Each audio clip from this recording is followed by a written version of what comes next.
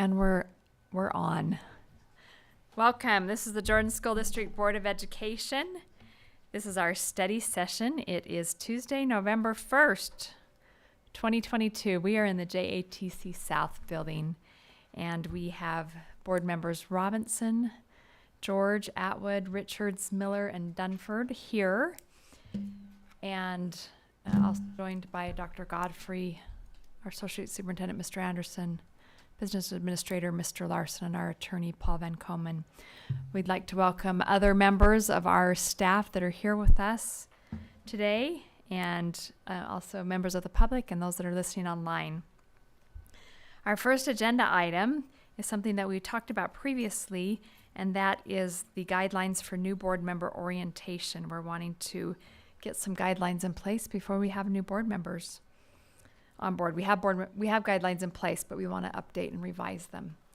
So I will turn the time to Mr. Dunford for that discussion.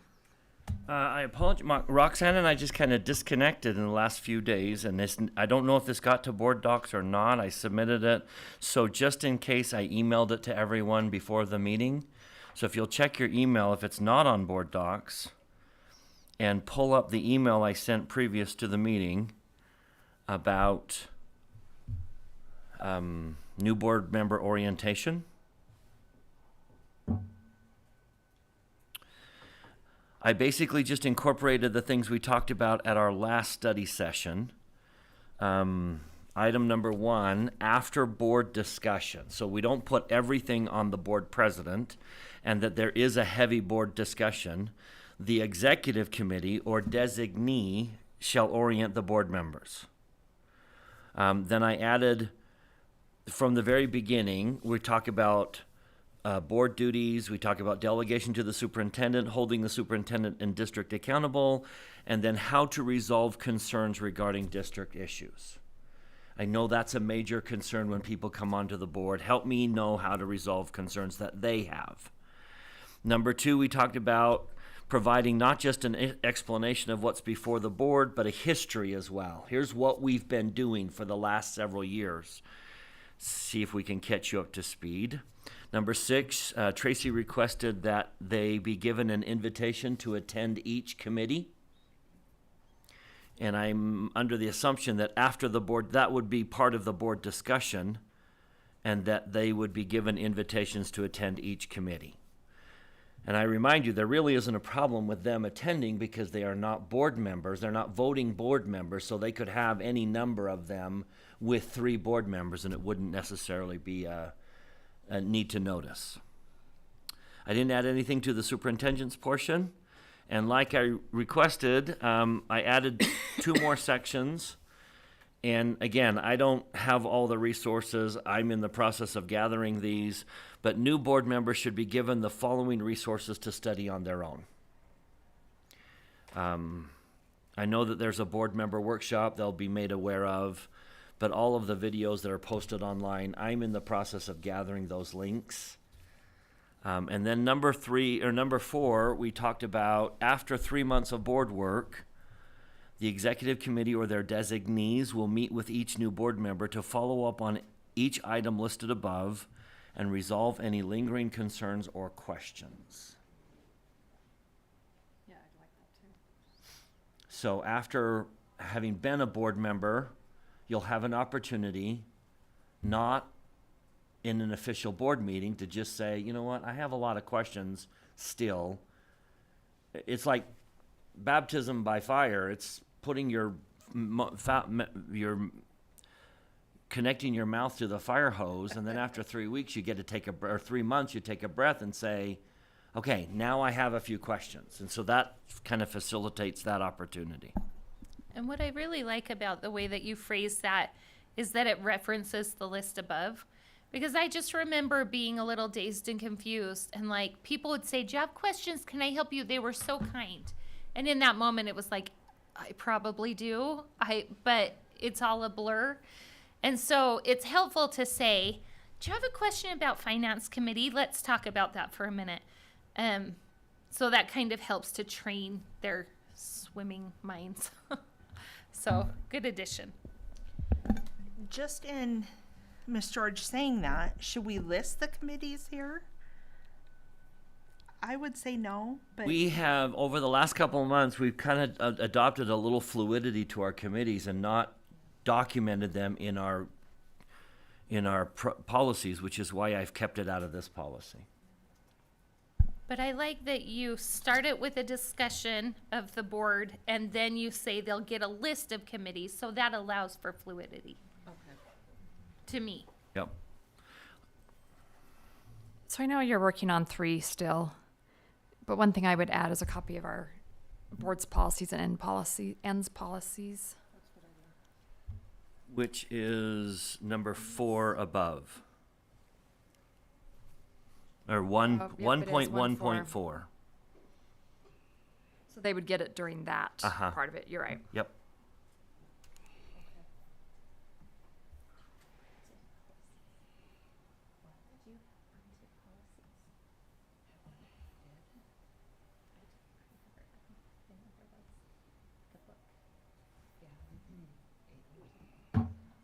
And then tell me what, number 1, after board discussion, what is the board needing to discuss? Who gets delegated? Who does what? Do we split it up over multiple meetings? I was When thinking, will so I your was making sure. When will your committees be meeting so that I can gather information so I can invite them to a committee meeting? The idea is we don't want to put the president or the executive committee in an awkward position, you know, that they may have been part of an election. And you know, and so that's kind of an awkward position to say, as a board, let's have a discussion. Who's going to do this? And I but- think it makes very good sense to have the executive committee as the one that's going to coordinate all this and set it up. That's what I thought. Because that way it can be any one of the 3 and all together or whatever the circumstances allow for.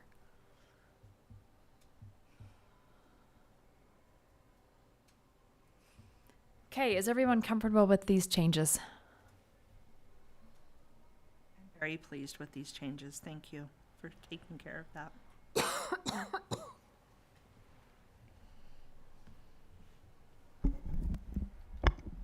We have it on our agenda for our business meeting to vote today, and that was a placeholder depending on how this discussion went. Are you ready to vote on it? I will add an addendum to the motion that the resources will be added later. I don't think that's necessarily a vital part of the policy. And then before it gets printed and put in, I will make sure those resources are added. We also need to get the book that we're reading available to them. Suggestion. I have 2 copies. I actually purchased it at the conference. I have 2. Well done. What we do need to be aware of, though, is that the superintendent did let people know that they were able to order that through Roxanne. So we need to find out who of the candidates did not.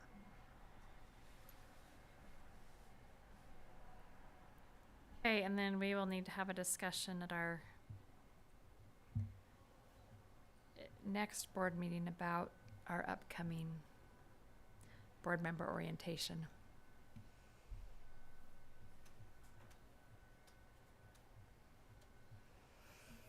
Okay, anything else?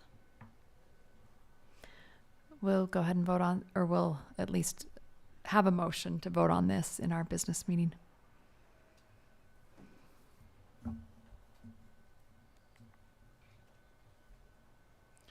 Our next agenda item is the building inspection report on West Jordan Elementary. Mr. Thomas and Mr. Rostron, if you would like to join us. And thank you for being here. You bet. It's our pleasure. We were asked by the board to facilitate an independent assessment of West Jordan Elementary's structural components. We were able to contract with one of our pre-qualified structural engineers, Calder Richards, and they have performed that assessment, provided us a good report. This was a first level report, so it was not an in-depth analysis, structural analysis, but mainly observations, pictures. They were able to look at the plans and review what was there. So they were able to complete that report. We've had a chance to look at it several times and to digest the contents, and we were able to get that to the board in a timely manner after their due diligence, and now we're here to answer any questions that the board might have regarding that assessment. Has that been released to the public? It has not. It's just gone to the board.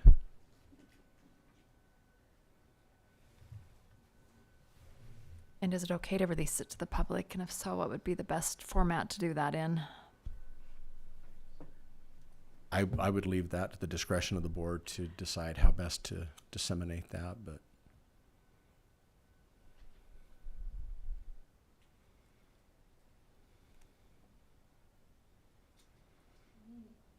On the website somewhere makes sense to me, but I don't know that the boundary site is the right one, so I'm not sure where we put it. Dr. Anderson has some thoughts. We could put it, I think a lot of the questions would be directed to the boundary website. We could certainly put it under information there. That makes sense to me. I feel like that's where people are going to look for information right now.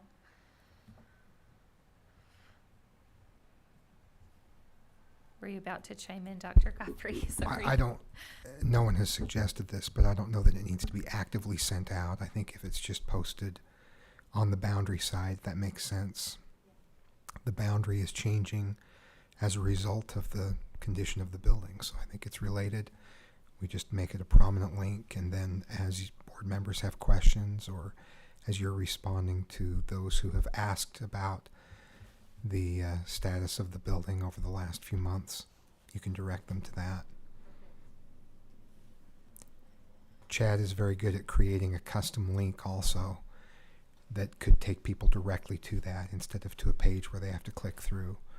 So a link on the boundary page that is also easy to access. I think that's great. I would be in favor of getting that posted as soon as possible. Can do. So I'm assuming the report looks the same as what we got for what they will get. Will it have pictures and? If you've had a chance to look at the report, I mean, it's fairly complete, so I would imagine it could be posted in its just current form. Okay. And I was just gonna say, if there are other pictures that we have that we feel like help clarify that, I think that would be appropriate to put them nearby. Okay. Does everyone else feel that way? Yeah, I think the more information, the better. Will you give a brief overview for those listening? Sure. For everyone on the edge of their seat wanting to know you what the bet. report says. We felt like the report was fair. It was very consistent and reflected our comments in regards to the structural components, especially the perimeter components of the school. I think as you look at the pictures, and the engineers agreed, the further you go into the interior of the building, the steel beams and the structural components were in much better shape. They're mainly concerned around the pods, where ground moisture has leached into the the perimeter of the school, and other moisture brought in by occupants, snow, rain, those kinds of things over the years. And so there was a substantial amount of deterioration to the steel beams, the jacks that support those beams. If you've seen the pictures, you can see the stuff falling from the floor just because of the moisture, the sheetrock and insulation. Those things are beginning to come down at a good rate. They were good to provide 4 different options, what they felt were good options for the school. The first one, and I'll just summarize these options. The first option was that it was feasible to try and repair the damage on the perimeter of the school. That would be costly, because to do that, you're going to have to kind of take apart the school to get to those components and do that. But that was an option. A second option was to tear off the, go ahead. I just please. want to, that was advised by them that it would be costly. That's not your assessment, but that was stated in the document. That is correct. Yeah. The second option would be you have the center core, the kitchen, the cafeteria component that is on a firm foundation. They could basically peel off all of the pods and just rebuild and attach back to the central facility. Some of the issues with that were is you still have an older core that's not brought up to today's standards. And so that would need to be a consideration. Again, kind of a costly way to go and not end up with a completely new building overall. The third option was to tear the building down and just rebuild the whole building and build it to today's standards. And the fourth option was to tear the building down and relocate the occupants of the building. So back to option 2, the core of the building. If we do any construction at all, would we also have to bring the core up to standards? Correct. Yeah.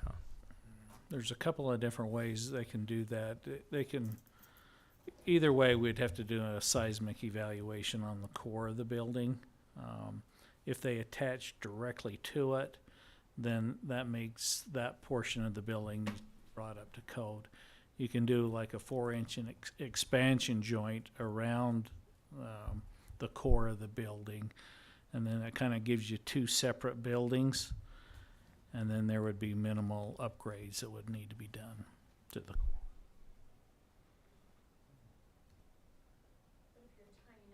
New with old. Yeah, you have to have that, like I say, basically a 4-inch gap around there for seismic movement. And so you have to have plates that on the floor and in the walls that would allow for that movement.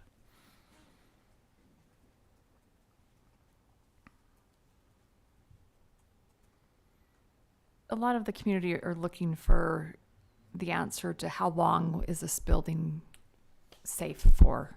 It's a good question. When we met with this group a couple of times and we asked for that timeline, they were reluctant to provide that. They said we don't really feel comfortable giving anyone a timeline. For example, they said we wouldn't be able to say you've got 6 months or a year and a half or 3 years, just because no one really knows. It's all kind of contingent on any kind of seismic event or just overall the condition of the school. But they did in the summary, if I could refer to the summary for a minute.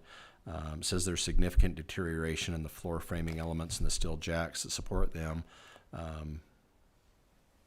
Should option 1 be chosen and most of the existing structure, including the modular portion, remain, the damaged portion should be addressed as soon as possible to avoid accidental injury or property damage. So they did go so far as to say as soon as possible. They seem to have quite a bit of concern with the seismic, with the jacks underneath there on the modular portion of the building, where the jacks aren't tied into the footing and the jacks aren't tied into the beams up above. And so there was quite a bit of concern there. And if they went with option 1, they would recommend that you go in there and put foundation walls underneath the building, which would be very difficult and very costly.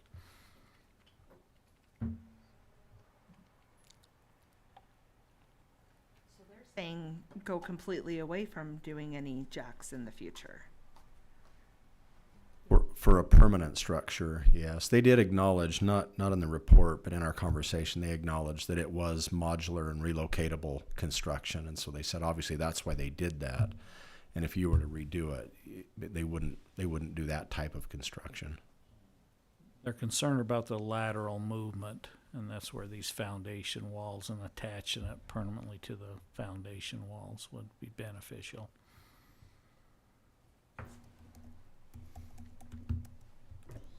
Just want to say thank you so much for all of your work and for the fact that there were no surprises in that report. That the people who we have working for the district really don't have ulterior motives here. They're looking out for the safety of the students. And if there was ever any doubt, I think that this was a very loud reassurance to people who may have misgivings. It was a lot of extra work for all involved, but we're so grateful for your expertise and your guidance with this from the beginning. Thank you. You bet. Are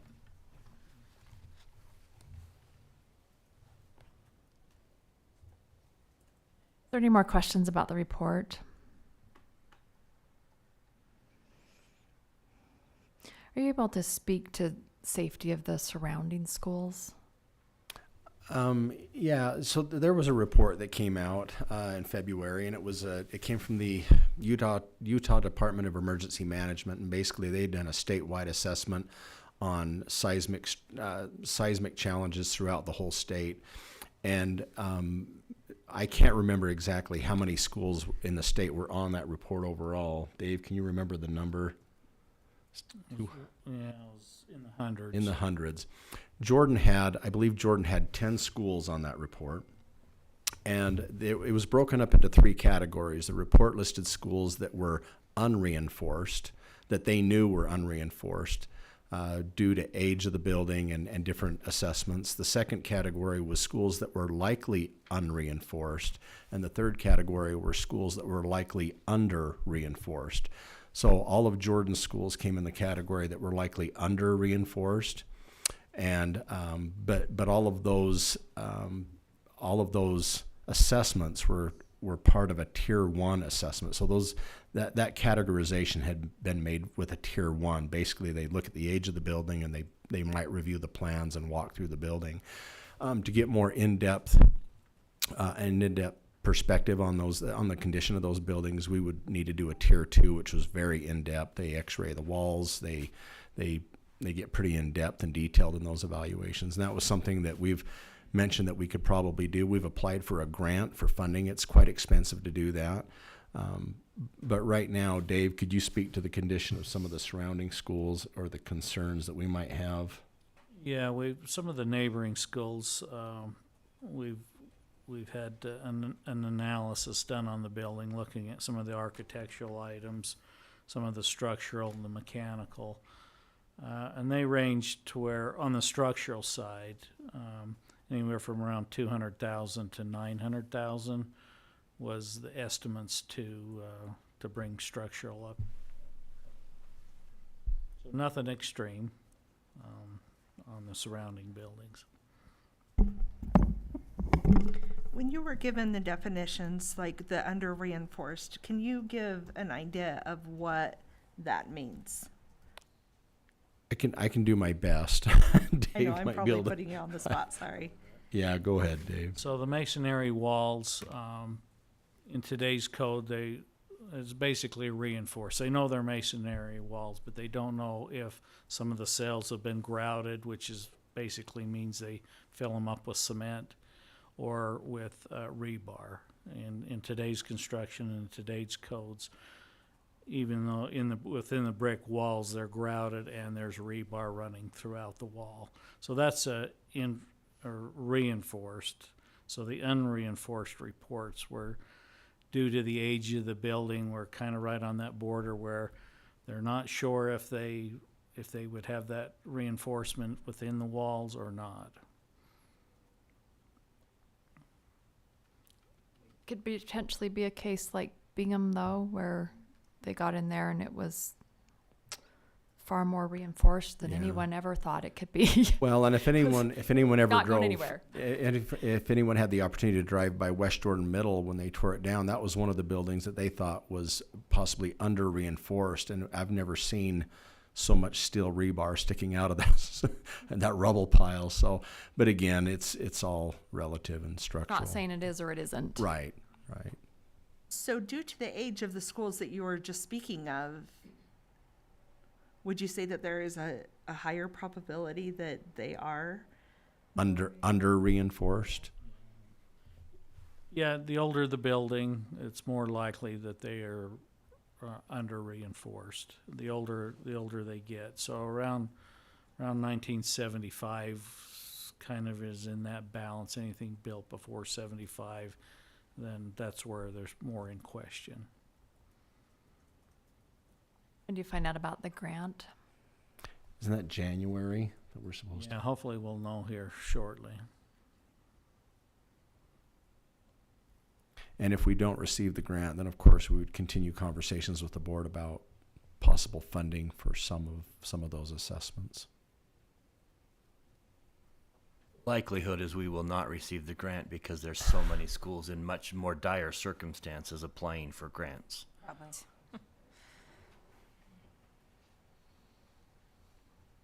Are there any more questions on building? Thank you. You. All right, next we will have our boundary survey report. Mr. Anderson and Mr. Feston, welcome. Thank you. We're here tonight to report on the survey that was sent out to each household in the 4 schools that were potentially would be impacted by a boundary change. And Feston pulls that up. If you'll recall, the survey opened on October 5th and it went until October 24th. And we sent it to a total of 1,717 households in the 4 schools that I mentioned. That would be Oker Elementary, Westland, West Jordan, and Majestic. There we go. And the respondents were asked to rate each of the 5 boundary options A through E. We also shared links to the survey in numerous places, including the boundary website, as well as QR codes at the open house, if you recall. So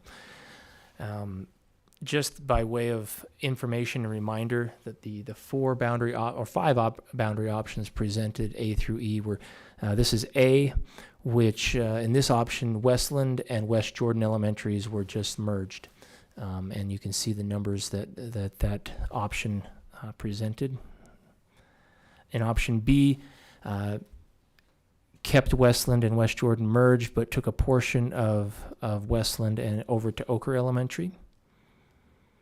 Option C kept option B, but added the northern portion there above Majestic to Majestic. That's 40 extra students. Option D added a few more students to Majestic. Option C is option E is option C, but in this option, it was recommended that Alps remain at Westland. Options A through D did not keep Alps at Westland. So those are the 5 options that were incorporated there. We had 286 total responses to the survey. We sent each comment to members of the board at 2 different occasions. And you can see the response rate there from the survey that we sent out, along with how many reminders did we end up sending? A couple of reminders as well. Yeah. Yep. Like a low response rate, is that along par, or is that lower than normal? Historically speaking, that's lower than what we usually get. Yep. Yeah, me too.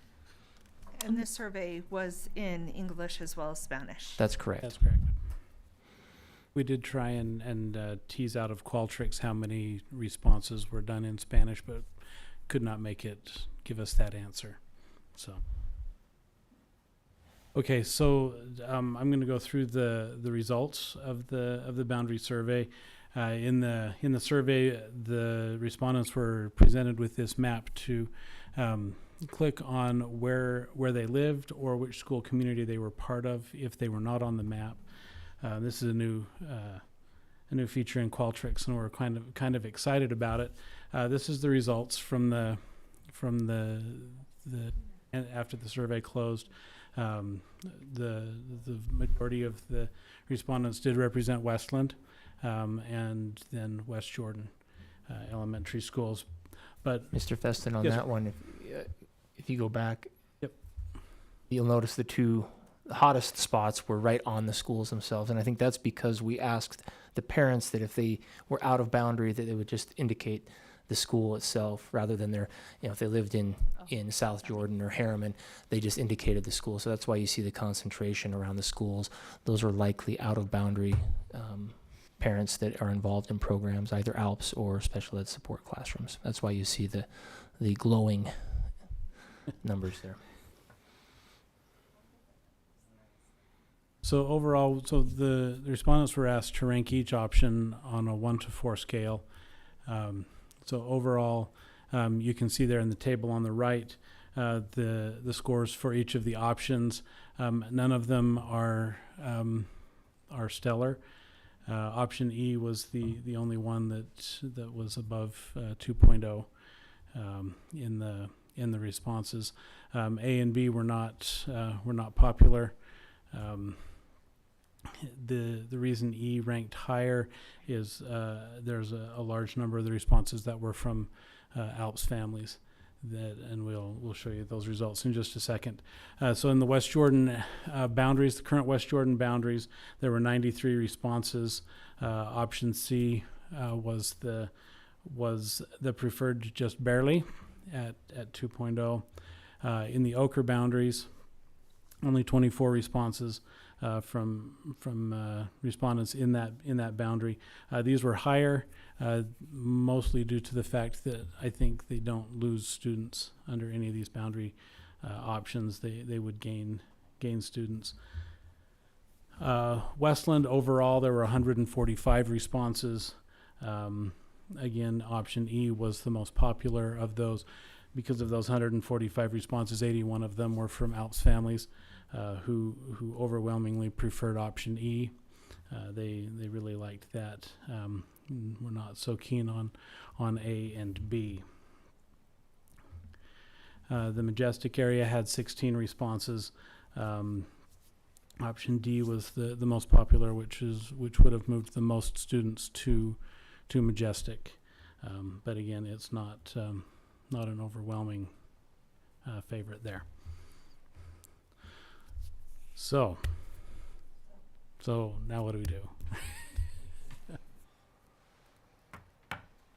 With the information that we all have been hearing, I'll just speak more specifically towards myself because I don't want to speak for others, but the information that I heard in town halls, information from the survey, information of personal conversations, emails, I have asked Mr. Feston and Dr. Anderson to look at an option F.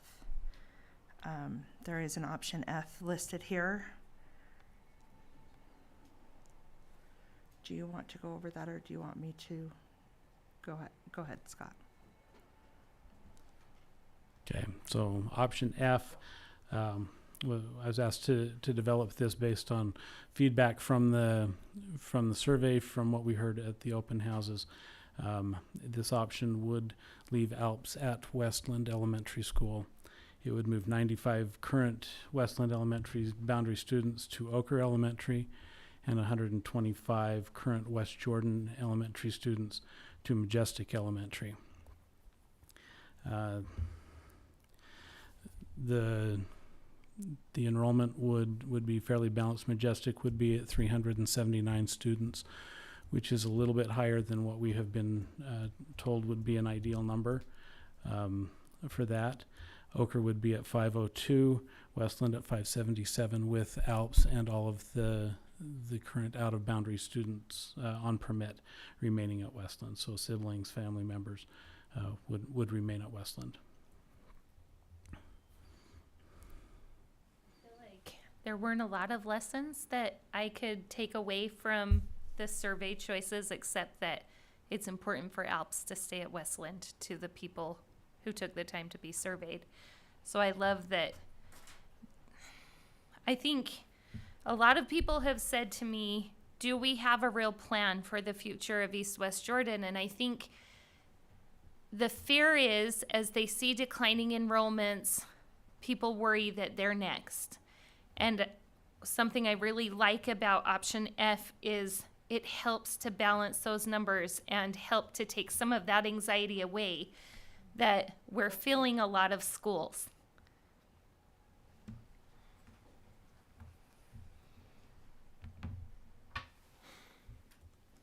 So question on option F. So some students would move out of Westland into Ochre. That is correct. But people on permit at Westland would get to stay. Correct. And that is one of the considerations that I kind of went past on this option. That does move boundary students from Westland to preserve ALPS at Westland.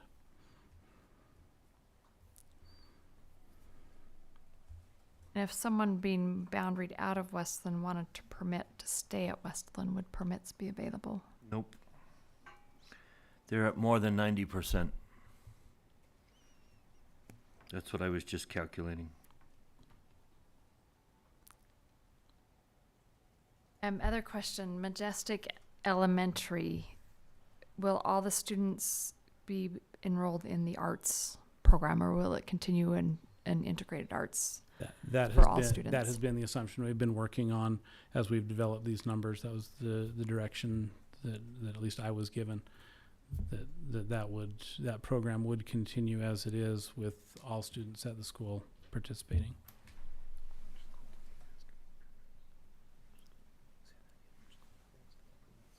And how many portables would be at Ochre and Westland?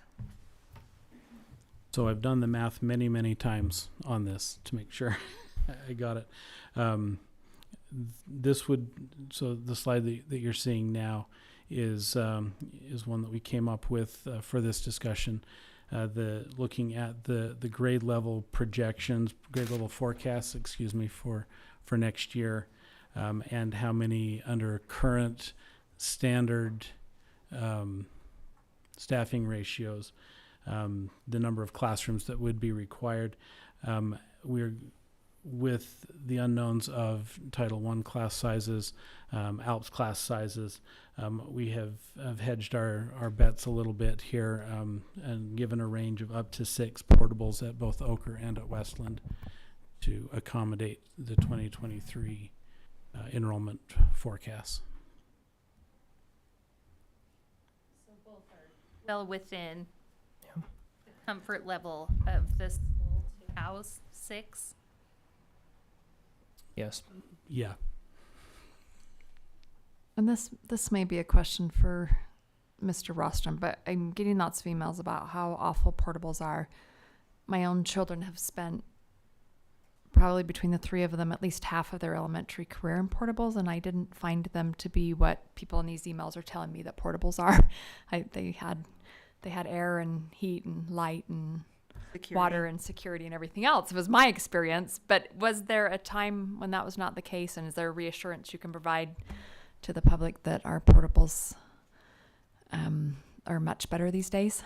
Yeah, we've been trying to renovate several each year, kind of depending on what funds are available from when we move them around throughout the year.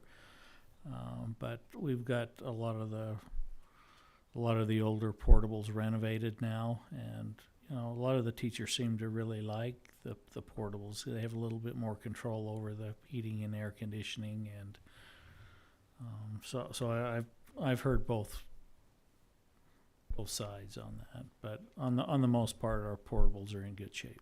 And security wise, they're have the digital access to the door, so Yep. people cannot get into the portables. That's correct. Each one of them has that.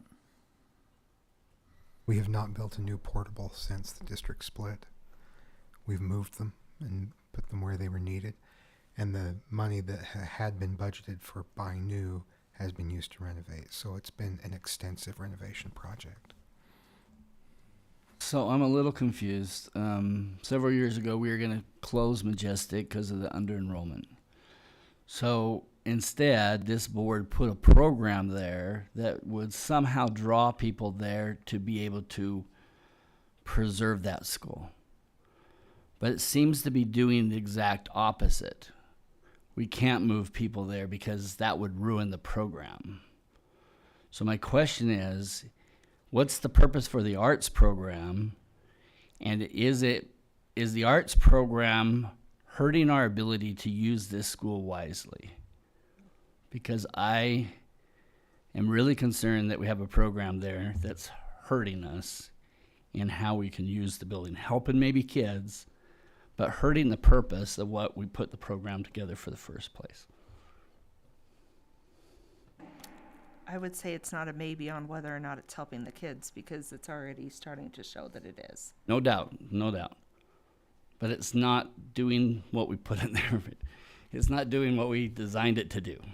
We designed it to make the building productive and be able to bring kids there, but it's actually repelling us, our ability to put people there.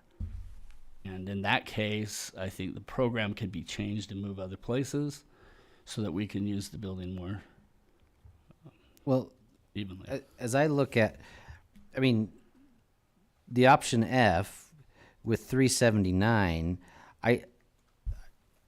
I don't think that number is too problematic for successful execution of this, of the continued execution of this program. And if you look at the projected enrollment, I think those numbers fit very well within the ability to have a very robust and healthy continued arts program there that will allow us to continue to see the successes that we're already seeing.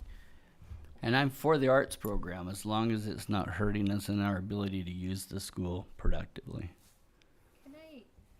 The last town hall, I had several questions about this, and I don't think that we've been very transparent in explaining to the people who may be listening why we're keeping those numbers lower at Majestic. And so I think it is helpful if we just clarify that the way that the Arts Academy has been set up as a whole school experience is ideal to have a lower number of students enrolled. And so even though you might look at an architectural capacity and say, whoa, it's way under enrolled, for the purposes of the programming that the board has chosen to put there, it's actually, this is right where we would hope to see it. And I hope that that is clear to the people who looked at our boundary surveys and went, I don't understand why they're leaving Majestic low, but that's an intentional decision. Do you see option F as leaving Majestic low? I think I don't, because I have the benefit of understanding that that's an intentional choice. But if I hadn't had that opportunity to understand, I think that I also would have gotten the survey and been like, I don't understand. Why are they in the 300s and we're moving like 700 over here? So I just wanted to clarify that. That wasn't a personal. Well, no, I'm just saying option F, to me, removes that as an issue, because I think option F is actually creating some nice natural boundaries and is allowing us to accomplish a lot of things.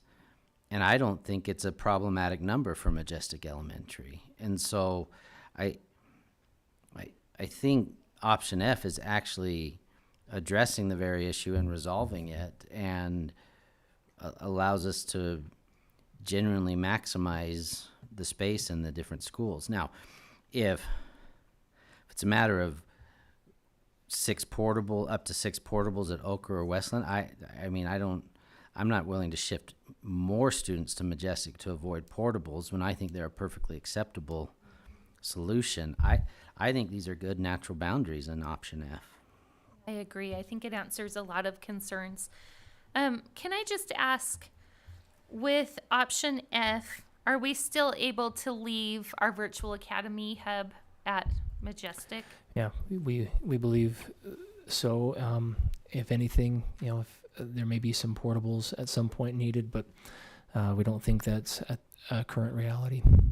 The reason we put up the 6 portables at Oker and Westland is simply because at this point we wanted to make sure we left room for Title I staffing ratios.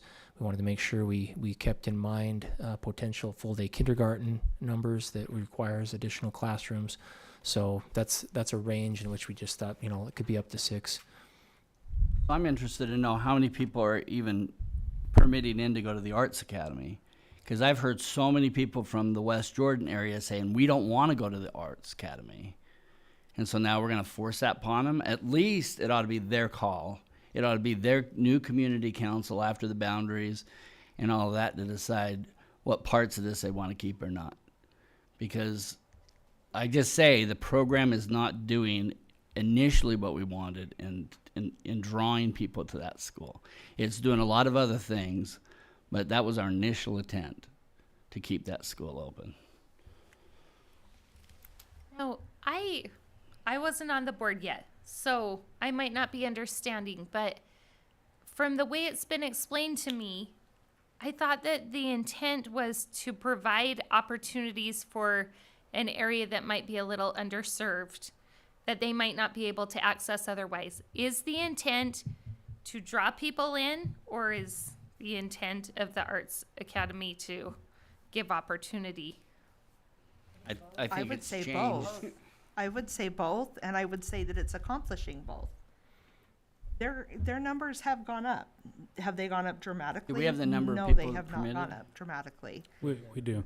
There's 108 students that permit into Majestic and 55 that permit out of their boundaries, for a net of 53 in.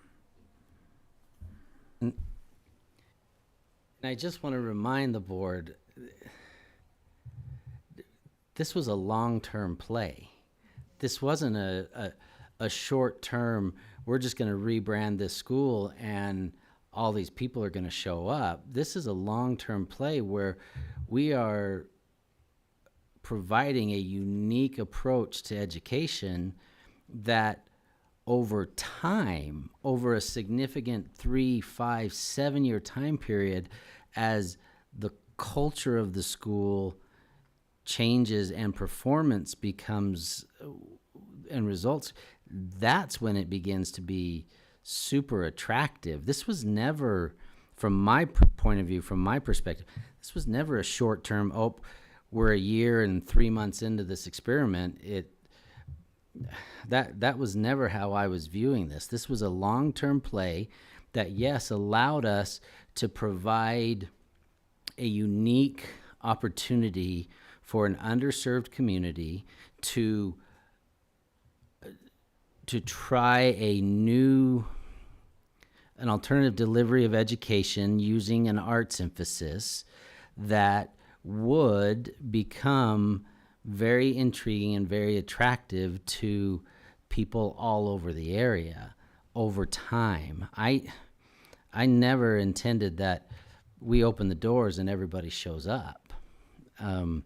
That was just my understanding of what we were doing with this opportunity that we had in front of us. So at what point do we say that's enough? I mean, at least this community ought to decide if they want to keep it or not. Not a year and 2 months into it. It's been longer than a year and 2 months. No, it hasn't. The full establishment was last school year. We're on the second school year. We've been talking it for a few years, but the initial start was last school year. And I would say, I don't think we have a clear understanding for at least a good 5 years. I'm just hearing people from that community saying we don't want to go to Majestic because of the art school. And if that's the reason, then we need to move the art school. Now, this new F option maybe gets that question answered more clearly for us. And to me, I would say if there are parents that aren't interested in doing art school, then there's many of different other opportunities available in the district. But why don't you take the opportunity to see what this art school has to offer? Yeah, I'm excited for them. I think it's a great opportunity. I'm not against the program. I'm just against it if it's hurting us in being able to provide housing for our students. And I'll just say, as far as a school community council, I think that we allow school community councils to have good understanding and have a good say of what's happening in the school. But I don't think as a board member at this time, right now, that I'm okay with turning that over to the school community council, because it's this board that's invested that money and the commitment to the school and the area. But it's the community council that decides programming in that sense. We did that with DLI last year when a school community council came to us and said, we'd like to provide this. So all I'm saying is that if the boundaries settle and people don't want to be a part of it, they should be able to have the ability as a school community council and as a school to disband it, not the board. Just school community councils can request programs. The board decides. They do not make decisions on programming. Yeah. What I really like about option F, as I look at the long-term numbers, is that as this program builds and starts to attract people, space becomes available. And so I really think option F answers my short-term and my long-term concerns for that community. So, question on Majestic: if there are people from West Jordan Elementary that are being boundaried to Westland, or people from Westland that are being boundaried to Ochre, can they permit to Majestic if they want the arts program? Yeah. There's plenty of room at Majestic. And I would hope that we, as part of this process, make sure they all know that that option's available and Can I invite them ask to a come find follow-up out to more that? about the program. Could they do it initially if they wanted to next year? How does their capacity play out with their programming? Because I've been told around 350 is the sweet spot for Majestic, if I'm not mistaken. So is that where we count capacity? No. Okay. Pretty clear is how we count capacity and when permits are and aren't. So it just goes Make- like a regular We building. didn't make an alternative. So 53 people in Majestic have requested out and are permitting out, likely because of the arts program. Can they stay out if they're assigned to one of these schools? Can I speak to that? Yeah, they can. They can permit out of Majestic. Majestic has had kids permitting out for a long time. So that's not a trend that started after the arts program came in. And I look at them as separate numbers rather than adding them up and saying, so 50 are permitting in net. There are 50 that permit out, but there are 100 that are choosing to come to the arts program. So there's capacity for additional permits there, even with option F. There's capacity for people, or there's still the possibility for people to permit out of Majestic if they choose to do that. If they're permitting into West Jordan Elementary, then they'll have to look for another But if they're place to permit. going to Westland and are their permits going to be revoked if they're already there? I guess that's the bigger question, is if a student is already permitted into one of these schools, are we going to revoke their permit or let it continue to go? And I think that could work in a variety of ways. It would take an act of the board to revoke those permits. And like we did with Moab, that's the only time in my memory that that's happened. So revoking permits from a particular school is a possibility. We have 100 choosing to come into Majestic for that program. We've always had kids permit out of Majestic. For a variety of reasons. I'm not For a variety saying of they're reasons. And we have for that kids reason. permit out of Yeah. every school in our district. Yes. And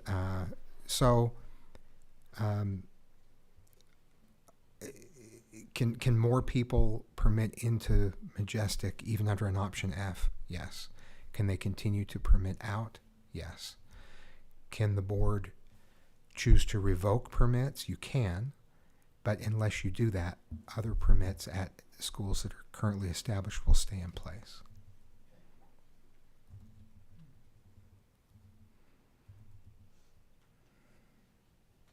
Any more questions on option F? I would just like to go over what would be the implications on transportation. Transportation, it would add one school bus additional to Majestic. Majestic doesn't currently have transportation, but because of the students that we add in the northwest corner, they would be bus eligible. And we just got about 25 students in that area, plus the 6 students that we estimate near the mink farm. It would be one additional bus in order to accomplish that. So what's the 60 current students that is listed under the presentation. That's total in that area, and then of those, 25 would be bus eligible. Actually, Mr. Anderson, I think you're thinking of a previous option. Oh. The 60 in F. is 60 additional students, 60 bus eligible students in that area that are current. You know, that we only have mapped student points for the current year. There are 60 current elementary school students that would be outside of the walk boundary in the north and northwest part of the Majestic boundary. Reminds me how many elementary students could go on a bus. Does that allow any space eligible permits? I think 75 in my left ear. Potentially a benefit. Can I ask Matt's question again? Because I'm not sure. Yes, you may. What you mean by current is you're talking about students who currently live in that area. Is that right? That is correct. So you're counting this year's sixth graders, this year's kindergartners, Yes, that's right. everybody in between. Yes. Not those who currently go to Majestic, obviously, because they don't have a. That's Okay. right. The That's- word current just kind of threw me. So this year's elementary school students in that area, wherever they attend, under this boundary. If they were moved to Majestic today, there would be 60 there are of them that 60 would of be them that bus would eligible. qualify for a bus. Okay. One bus. No buses required for Ochre under this option. That's correct.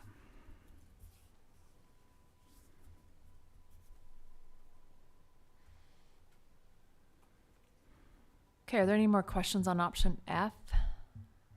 Can we back up and talk about where the special ed support classes are going from West Jordan Elementary? Yes, we can. This one we talked with Lisa Robinson in the special education department, and you can go down to the next considerations portion there, Scott. We mapped out the current, well, you can speak to the Okay. heat map here. I'll let you do that. Yeah, so we mapped the residential locations of the current students that attend West Jordan Elementary School in the support classrooms, and looked at their spatial distribution, and tried to, as we were looking at alternative locations, look at keeping these classrooms in the same general area. In a school with capacity. We looked at the enrollment trends and forecasts for these buildings, as well as transportation implications of distances, and in consultation with Ms. Robinson, I think that Mountain Shadows Elementary School is probably the ideal location for these classrooms to move to. How many classrooms are there? There are So can I ask, on the heat map, this is only showing students currently attending West Jordan Elementary, or is this showing students in support classrooms? these are in the- students in support classrooms at West Jordan Elementary School. At West Jordan Elementary. Yes. So will you just refresh my memory at which schools currently have support classrooms in that area? Thank you Will very someone? much. I'll take anyone who knows. Okay, this is going off my memory, but currently in the West Jordan area that's pictured in this map, we have support classrooms at Heartland Elementary, Riverside Elementary, Terra Linda, currently at West Jordan. Obviously, that's part of the discussion. And those are all that are pictured on the map right here. And are they all offering a variety of support classrooms, or like is there a reason that someone who lives that close to Heartland would be being bused to Mountain Shadows? Right, currently the classrooms are set up so that the students with similar types of needs and service patterns are clustered together in certain locations. So the names are not relevant, but the type of student needs that are clustered together at Heartland are different than those that are at Riverside and are different than those that are at West Jordan. That makes sense. Thanks. So why Mountain Shadows and not Columbia? I think the issue there came down to the enrollment. Columbia is fairly large and is a stable population in the 5-year forecast that I brought last month or the month before. Mountain Shadows is a little bit smaller, a little lower enrollment than Columbia, and is trending downwards in enrollment. Shadows does not have any support classrooms right now. That's correct. Would that mean additional portables at Mountain Shadows? We haven't dug in that deep yet. So you're saying that all 3 classes from West Jordan Elementary would be able to move together to Mountain Shadows Elementary? Correct, yes. So Those the students. classrooms, because it's a district program, the staff, we would offer for all of them to move as a whole. Obviously, if somebody would like to transfer, go through that process, we would work with them to help support that as far as employees. But the classrooms with the staffing could just move as a whole together. You included the staff, thank you. Yeah. So was Terra Linda a consideration? Terra Linda already has support classrooms there. Oh, gotcha. And they are different and provide different resources than what the current West Jordan program does, but we already have multiple classrooms being used for support classrooms at Terra Linda. And do we try to cap how many classrooms we have at a given school? Well, ideally, working with 3 tends to be the best option because it gives us some variety across the grade levels. Obviously, if there was a need to add an additional one, the most that we have at any one school right now is 4. And that's just a configuration that works in that particular area. When these students, do they have opportunities to, I guess, integrate with some of the gen ed classes for part of the day? Right, yeah. Depending on what's on the student's IEP, sometimes it can be a large portion of the day that they're integrated with their grade level class. For others, it might be a smaller portion, just depending on what their goals are and what their academic needs are versus their social or emotional or physical needs. So, right.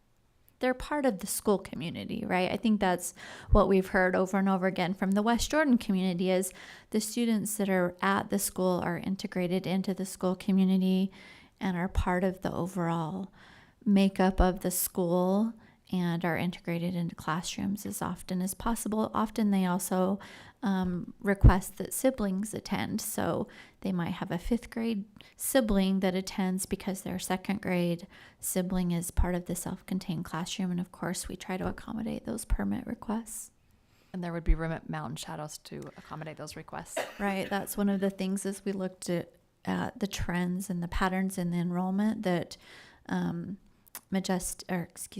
Shadows was, like we said, trending downwards and had room for additional classrooms as well as sibling permits potentially.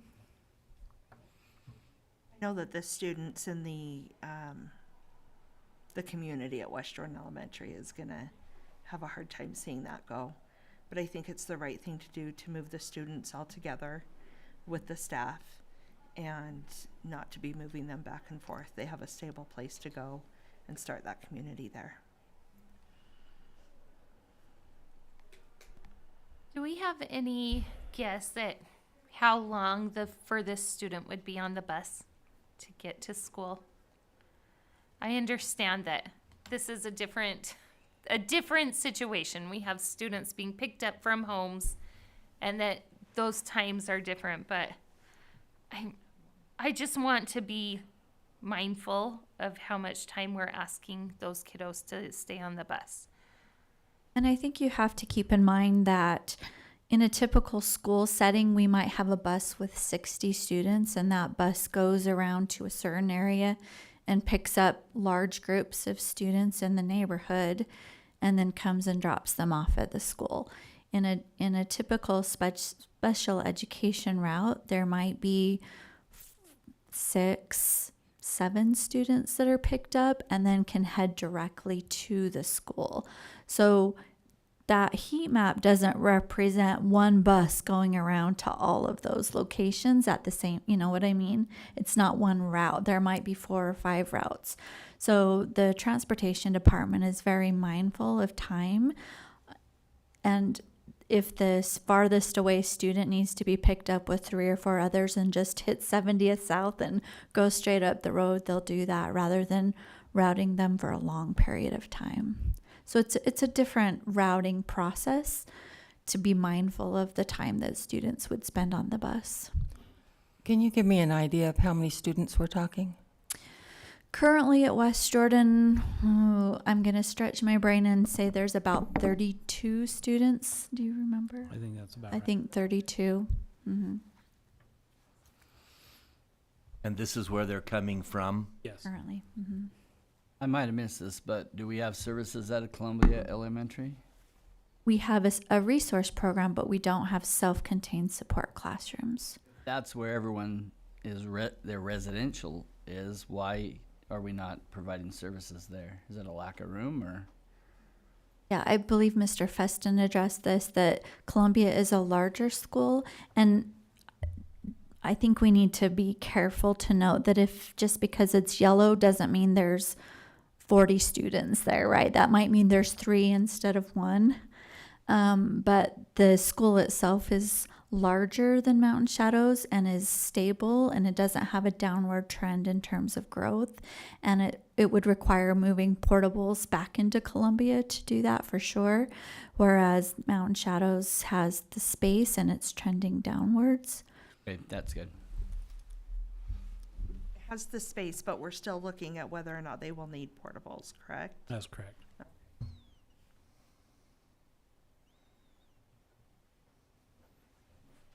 Any other questions on support classes? Do we have any information on where Alps would potentially move to, or is that no longer an option? An option F that's being discussed right now, Alps would remain at Westland. So if that's, if we needed to discuss other options, we could, but that's with option F, they would remain there. We had talked extensively as to whether or not we did want to resurvey the option F. And we've kind of come to the conclusion that it was a good idea to leave option F on the survey, not on the survey, but on the website, and accept comments as they came in. So at least board members would have an idea as to whether or not F was what the concerns may be with option F, and or what the feelings are about option F.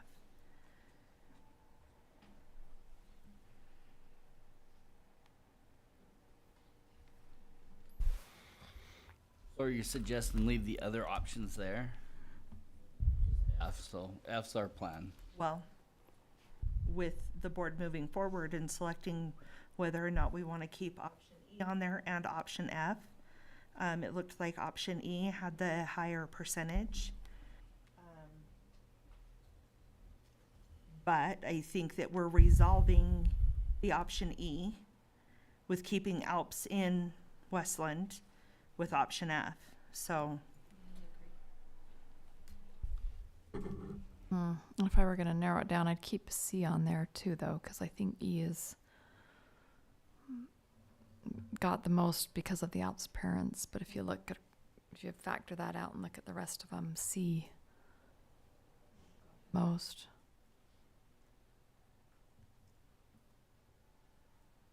So you're saying E, F, E, and C.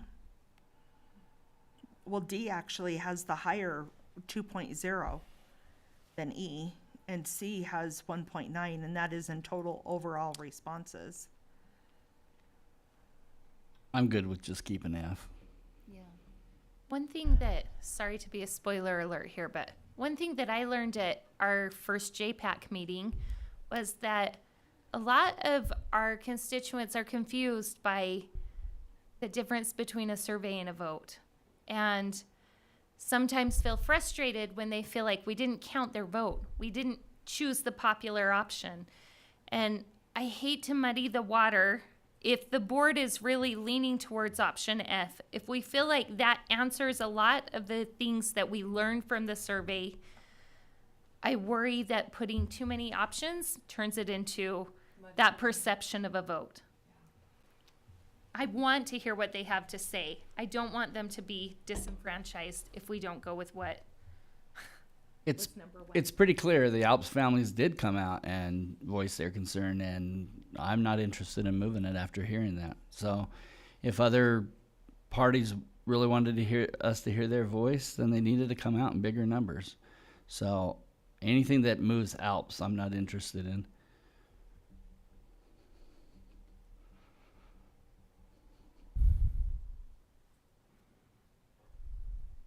I would lean towards actively asking for feedback on F. I'm just concerned with the low amount of feedback we got already. We could, just as we did with the survey, send something out to the same parents we did with the survey, indicating that the board has proposed option F, or the option that's here on the Boundary website, and invite and welcome any feedback. We'd just have a comment link that they could send the comments to. We would, of course, share those as we have in the past, and we could have that data back to you in the study session, I believe, 2 weeks from now.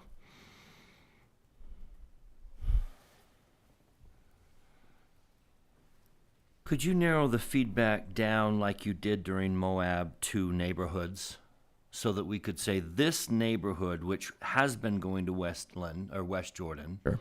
and in other options was going to this school, but in option F, this whole neighborhood is now going to Majestic. What is that neighborhood saying?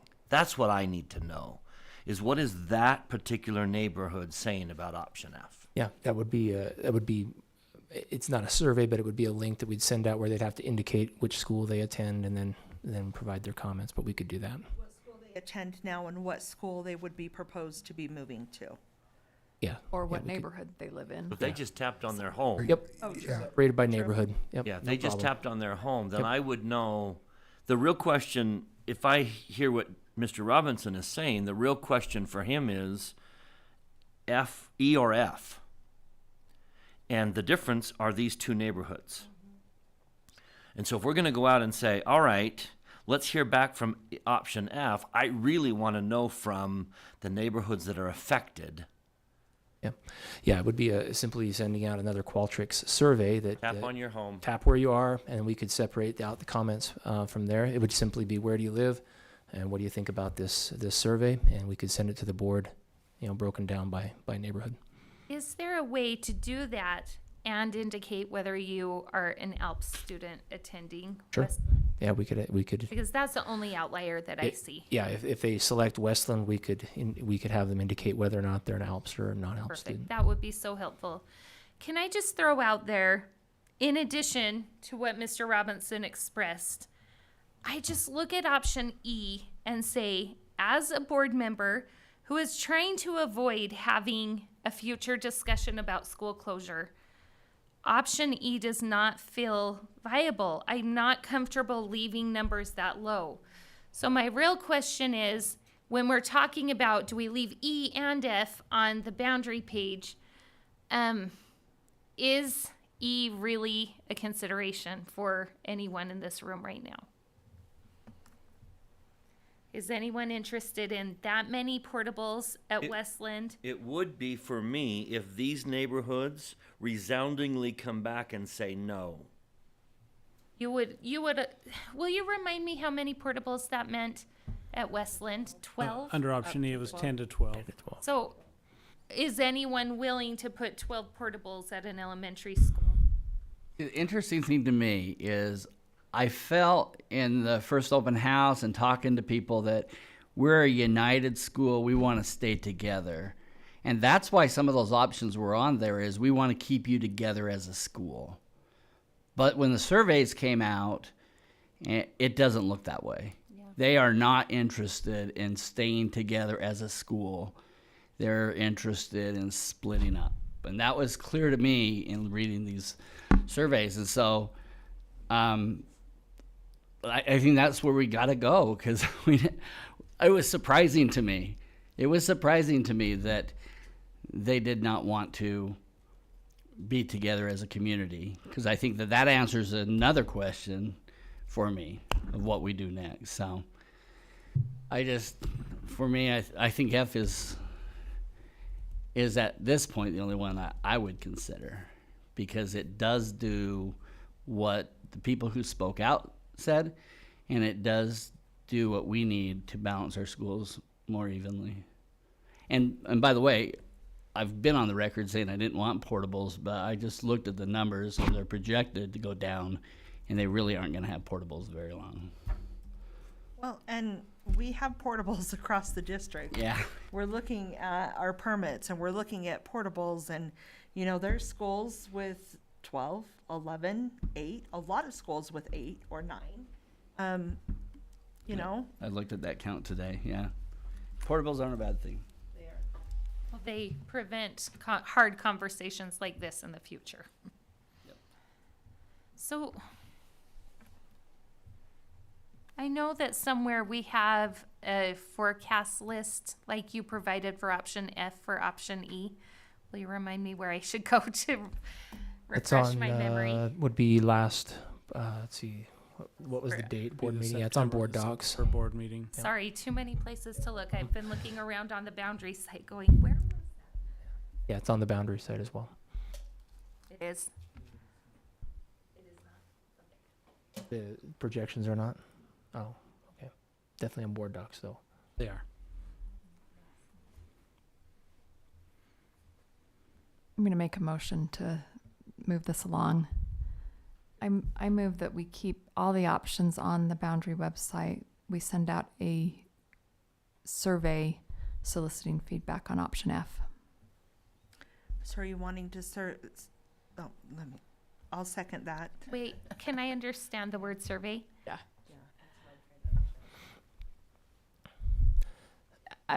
You're right. I don't. It- I would just say, here's a new option. How would you rate it, and give us your feedback? Is that a survey? Maybe that's not a survey. Maybe I that's don't- just It's soliciting a survey. We're feedback. surveying. Survey. We're surveying their opinion on the matter. So it's I a think- survey. It's just not a choice I rank think survey. the question is whether you want comments and a rating, or just comments. In my mind, that is the Good important question. There's really only one option. Right. A rating is less meaningful if you're not rating another option against it. I just Tell me want why you're comments. wanting to keep all of them. Just so they can see, here's where we were. Here's the other one we added. The A and B, we're going to take C, D, E, or F, this is what we've come up with from the other options in your input. So you would keep the other ones on the website and then say, this is what we have come up with. What are your comments to option F? I would say rate it, and what are your comments? If we rated it, I would like them to see strongly favor, favor, disfavor, or strongly disfavor only. Not a comparison. It's not a comparison rating. It's, I feel very strongly for this. I'm okay with it. I'm not okay with it. I feel strongly that this not be the option. How did we word it on the first survey? We just did a 1 to 4 rating, stars, 4 stars. Is it possible, if we want to leave previous options, would it be possible for them not to be on the front page you come to? Could they click a tab and go to that? And does that answer what you're intending, Ms. Miller? Yep, I would be fine with that. So as to clarify that this is the option under consideration, here's the additional older information, but this is where we were. If you want to open it up and compare, it's there, but Mhm. it's not confusing to be like, wait, That's great. That would be easy to do. And if you want to do a substitute motion to remove some of these options, I'm open to that. I just think that becomes confusing, because if we say, okay, these 2 options are left, but here's F, then it makes it more like a vote between the options that are left. So I hear what you're saying. it could go either way on that, but that's where my thought process was on it. I think that shows transparency of where we were This is the current and the latest proposal from the board, soliciting feedback on the option. Take the survey here. In addition, we'll email it out to each household, all 1,700 and some odd homes. And we'll do it in Spanish, just like we did last time. Same kind of format, send out a reminder, and we could have that information back to you by next study session. So we would start that, when do you think? As soon as we could At get the it in the end of next the day or week? two, I think I we would could have think it we out. could have it up on Thursday. Yeah, Say the end of the week, sure. Okay. and have Yeah, it ready for by us. the end of the week. Results back. So the next By meeting next is the study. 15th, so run it through next weekend. Yeah, if we close it the Monday morning of the 15th or the 14th. Close at 8 a.m. Monday morning, the 14th, so as gives us some time to compile the results. We'd share the feedback with the board at that point, so that you could be ready to look through the different neighborhoods, the comments and the opinions expressed there. The survey needs to clearly say we have not adopted this as our Sure. policy. This This is a tricky thing because it's what we're leaning towards. Yeah, but We'd use the language, if the board's okay with it, use the language proposed, the proposed option for consideration. We've surveyed like this over the years. Never with this group, but it's been a successful way of hearing from folks.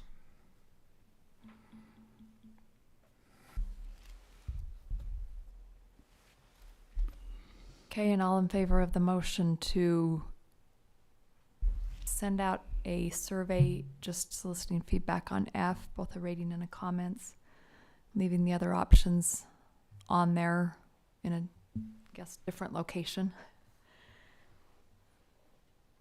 Did I encompass everything?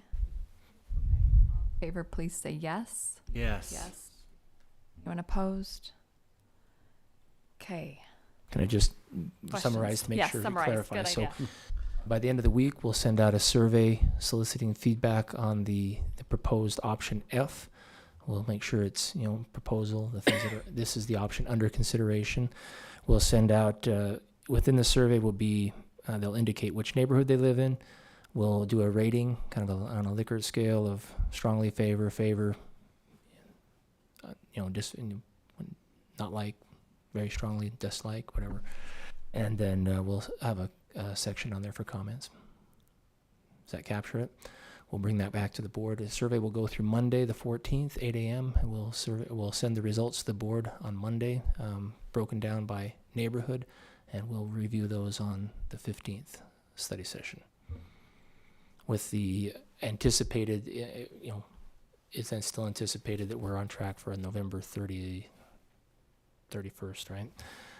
29th. Not that many days in November. 29th. Okay, thank you. Anything else? Are we ready to go on to next steps for West Jordan Elementary? All right, Ms. Atwood, Ms. George. Or Mr. Anderson, I don't know who's.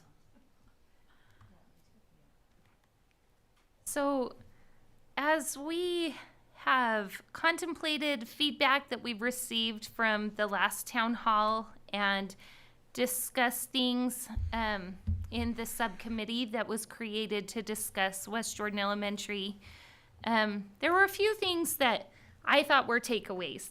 I've already talked about some of those tonight. But another just continual theme from the people I interacted with was, it's really hard for me to make a choice on this survey when I don't have all the information. I don't know if this is a temporary decision or a long-term decision. I don't know what happens to programming if I choose A or B. And I think that the lack of information has been difficult for the community. And so I'm thrilled with what we've talked about tonight with a lot of clarity. I know where programming goes. I know what busing looks like. I can really see a future, but the question that still looms for me is this temporary or is this long-term? And as it was really hard timing between that meeting and fall break and this meeting. It was really hard timing for the full subcommittee to be able to come together. And so we were able to meet as a group, but having to excuse one of our members this time. In that meeting, we discussed that it would help to kind of rip off the Band-Aid and just say, are we still considering a rebuild of West Jordan Elementary? And decide if that's still a viable option for anyone on the board. And so I wanted to just start by throwing that out and asking, is there anyone right now who feels like that's something they need to continue to study, given the financial considerations, the forecasts that we've received? I'm just curious if anyone is still looking down that lens. As you know, board members, I have been thinking a lot about this question, a lot. I have sent you an email just with some questions that I've been asking myself, some things that I think should be thought through if we are making that decision. And I personally feel that if we can't answer yes to a majority of these questions, I don't know if it's fair that we keep that option on the table. I don't know if you as board members want me to go over these questions. I think it would be important for the community to hear what I'm thinking, but I also don't want to monopolize the time. Would board members like me to read over the questions that I sent? I think that would be helpful. So the first question that I ask is, after several months of information that we've been given to as a board, do we feel like we can commit to rebuilding West Jordan Elementary without a general obligation bond? The second question would be, would you or we as a board do a GO bond for West Jordan Elementary only? If no, would the board be ready to place a bond next November?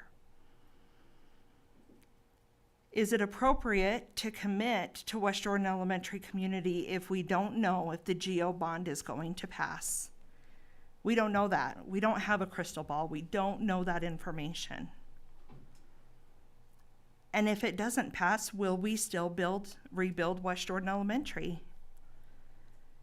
These are the questions that just have been consuming my thoughts as well as other questions.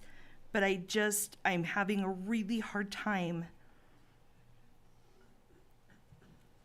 keeping rebuild on the list if we can't answer yes to a majority of these questions.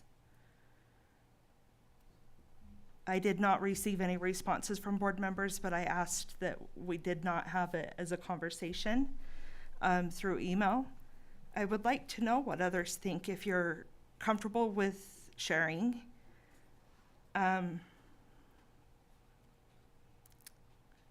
Have we gathered enough information? If I could add to that, as long as we're pondering questions, would the rebuild of West Jordan Elementary naturally lead to the closure of another area school? And as I was on that vein of thinking, I've read several emails where people have said, you're sending us to these schools that are at death's door. They're about to be closed anyways. And so I brought that question to our facilities department and asked, what life is left in these area schools? And was told that as long as we continue to maintain in the way that our district has maintained schools, we're easily looking at 20 years and probably beyond for each of the affected schools. So I think that's an important variable to add into your formula as you're sitting here thinking about these things. I believe that when we had the three options still left on the table, and please correct me if I'm wrong, I believe that if the rebuild was going to happen, then the next question is, what other school would we be closing in order to use validate, but to ensure that we can rebuild West Jordan Elementary. Justify the cost of that. I will take full accountability that I don't think I've shared that message enough. That it's not just rebuild West Jordan Elementary, but it is what other school would be evaluated for closure. And not just what other school, but what other fully functioning, long-lasting school are you willing to close? Because we've already made those investments.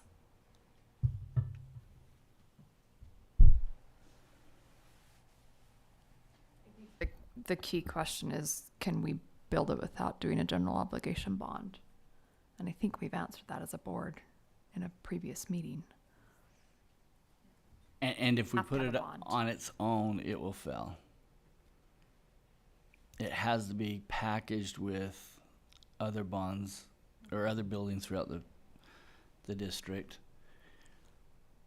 And I would also say, I'm very uncomfortable telling a future board what they should bond for and when.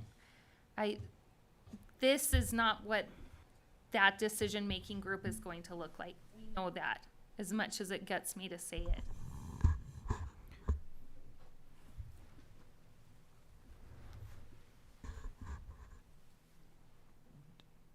Just so everybody appreciates that there is an option. There is a financial option of rebuilding West Jordan Elementary.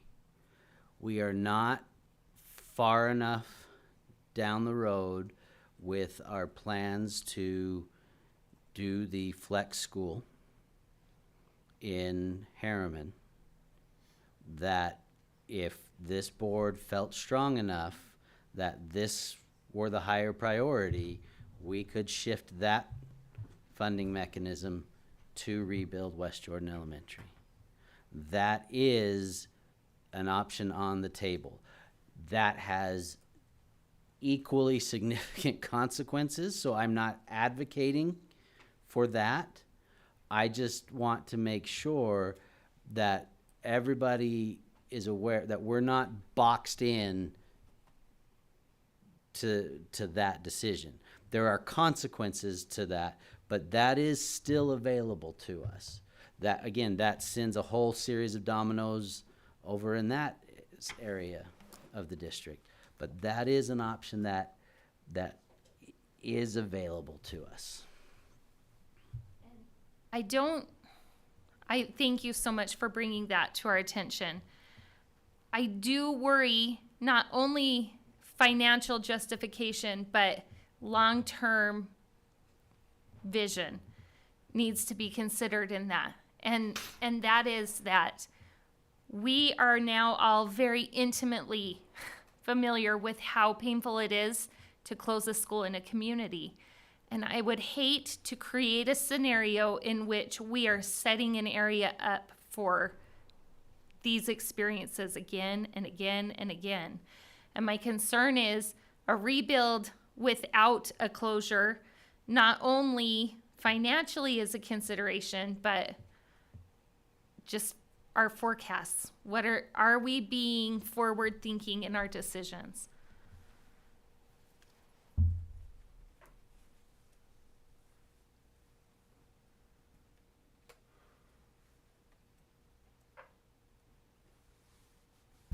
I don't know very often when this board has ever rebuilt a school.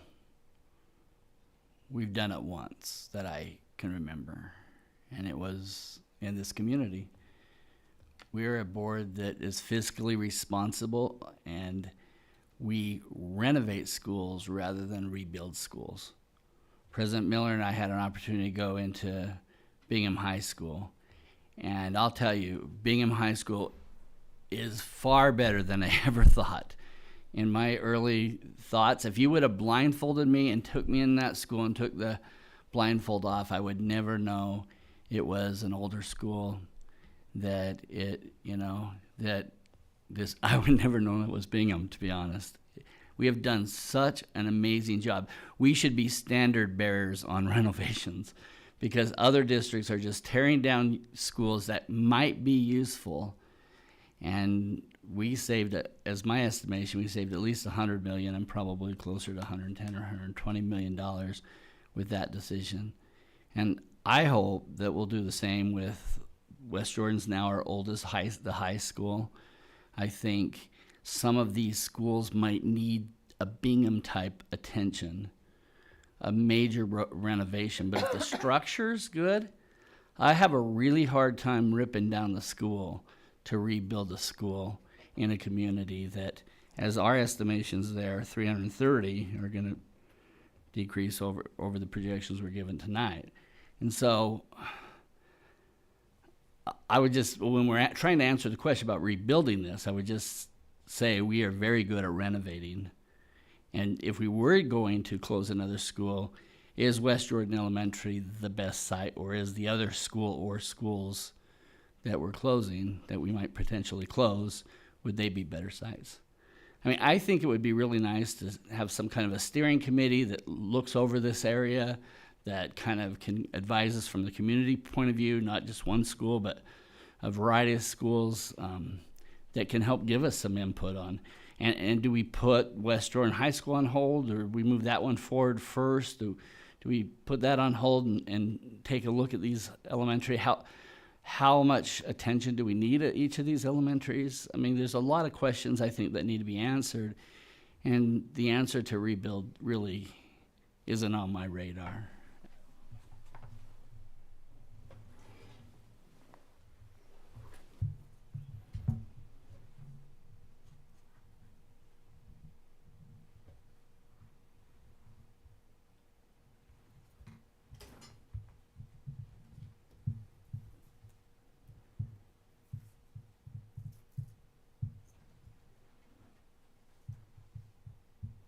I think it's not fair to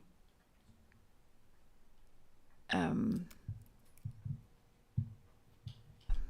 I don't know how to say this. If the future board were to put a rebuild on a bond, we're looking at a new school 4 or 5 years down the road. It's not going to be in 2 years. So I think it would be safe to take an immediate rebuild off the table.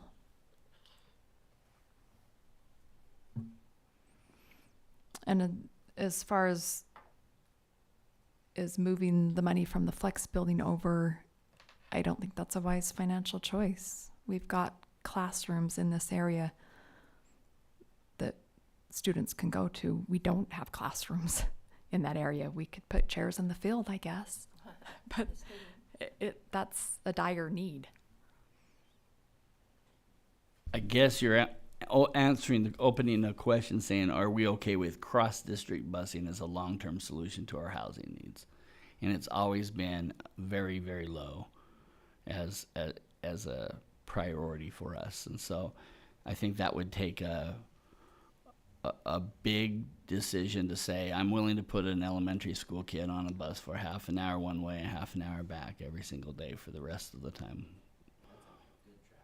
That's on a good traffic day. Especially if you're going all the way from one end to the other. So, Nikki, I think we're waiting for a motion from you, but I would request that in your motion, I have two concerns.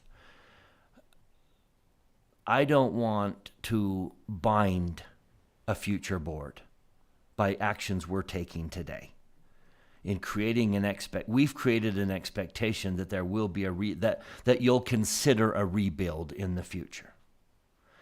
But I also don't want to take an option off the table for a future board. I don't want them to say, well, they took that off the table. So I would ask that your motions say that this board will not be voting on a rebuild in November. Now, I know that doesn't necessarily satisfy the community, but the reality is a future board can do whatever they want. And we're not telling them that they have to consider a rebuild, and we're not taking it off the table. We're just simply acknowledging to the public that this board will look very different in January. And it is unfair to that board that we create an expectation or take options off the table for them. So I would request that your motion be to be very clear that we are taking a rebuild off the option for the November vote, and that this board will not be voting on a rebuild. That would be my request. So an immediate rebuild An would be off the immediate table. rebuild. We are not committing, or we're not in any way, we're not saying it will or it won't happen. We're just simply saying it is not our prerogative to vote for them, so we will vote for ourselves. And it is our prerogative to vote in November, and we're taking a rebuild off the table for November. That would be my request. Since we're asking you to say certain I'm things, like, you said it so well. we have never made the decision that we will close this school and demolish the building. Every option has that, so I would ask that your proposal also include that, because every option that we're considering has that. But So- we never really have formally voted on closing this school and destroying the building. So the I think- future of what we would do with the land, what we could potentially do with the building is another conversation entirely, and not one that hasn't been pretty carefully analyzed by the subcommittee. Something that I'm happy to speak to if we want to go that far into it tonight. Do you feel like you need that conversation now in order to eliminate this consideration off of our list of considerations? Okay, I think there's a depth of discussion there that needs to be had still. I think you're right. But going back to my comments, I think that is our prerogative. What happens to the property right now is this board's prerogative, and we need to make that decision, not leave that decision to a future board. I agree with that. So whatever decision we make at the end of this month needs to include a plan for the property, Why? because we chose to demo the building. Or not. I mean, let's be really clear. From all of the feedback we've received, the area that is not safe are the outer perimeters. So we have a lot of options available to us. If we chose to demo part of the building, that would be available for us if we saw some utility there. We've got a great central structure that's in excellent shape. I don't know if I read that in the report. Yeah. I thought that I read in the report that there is a structure that would need to be evaluated as to whether or not to bring it up to code. Current code. I read that they said they couldn't give an opinion on it That's fair. because it was all walled in. That's fair. I wouldn't say that, yeah. I'm just saying, I don't want to take options off of our plate at this point. We still have, like Mr. Young said, a lot of conversation to have, and I would hate to see us go down that road tonight. So, but just a little housekeeping though, back to what Mr. Robinson said, can we vote now that we're going to close the school? I don't think we can because we have not properly noticed that. That needs to come at the November meeting. But can Eliminate. I think we can eliminate an option in a vote now. That's what we've done Everyone in previous concur? meetings. Okay. Okay, are we ready for a motion, or I would argue we have noticed it. I would argue that the agenda does allow us to take that vote. There's special rules on school closures. I'm not ready to I take wouldn't that feel vote comfortable anyway. doing that tonight. We've already done it, so it doesn't matter. I just Does wanted to matter. formalize it. It matters to the public. Well, I don't understand why, I guess. I mean, every option included that. Every option. So this is not like a secret, like, oh, they closed No. closed it without telling us. I just wanted to make the obvious obvious. Like, but it doesn't matter. I don't have any skin and, teeth in that, or however that phrase goes. Skin in the game on that. I just wanted to make the obvious obvious. But I guess if we voted just to leave it open, then all the other options go away.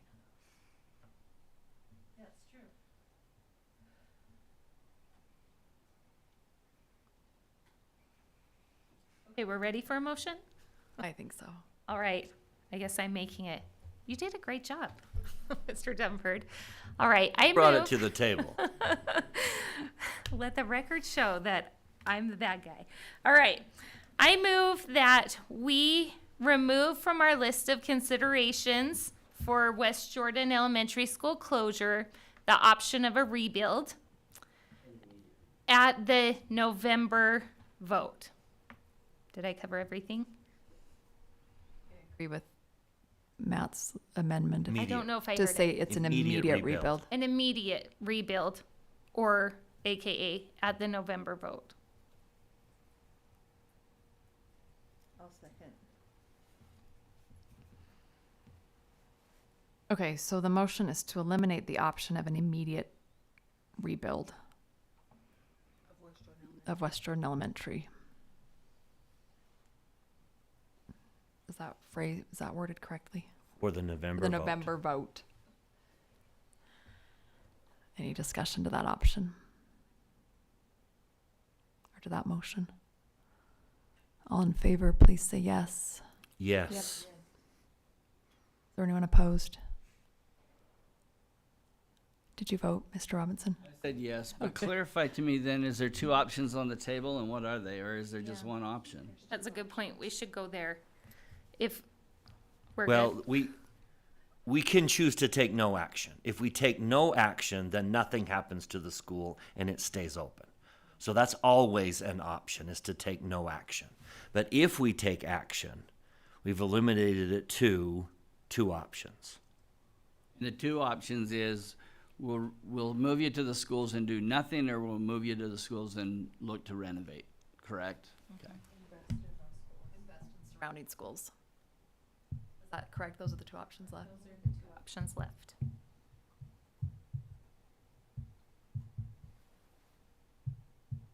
Okay, so that passed unanimously. May I clarify then, just on the website for the West Jordan boundary change overview, currently says that the decision on whether or not it'll be permanent or temporary until a new school is constructed has not yet been made. We would just amend that paragraph to reflect what the board just voted on, so the public's aware of what the current status is regarding that. Is that correct? Thank you for catching that.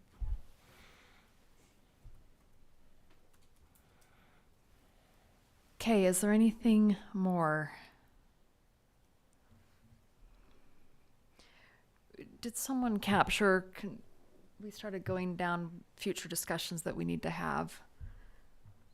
What further information do people need, and what discussions do we need to have? That number one, the discussion needs to be had as to whether or not the district keeps the property.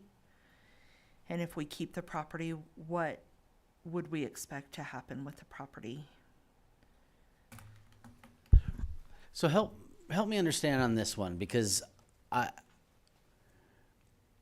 I'm not feeling the sense of urgency on that topic, on what to do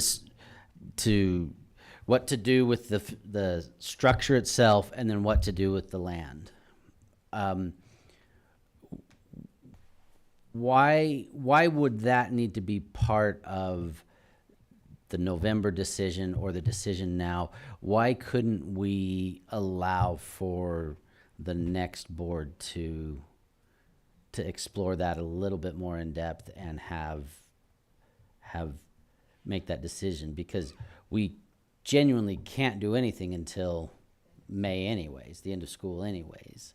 So why is the sense to have that decision now?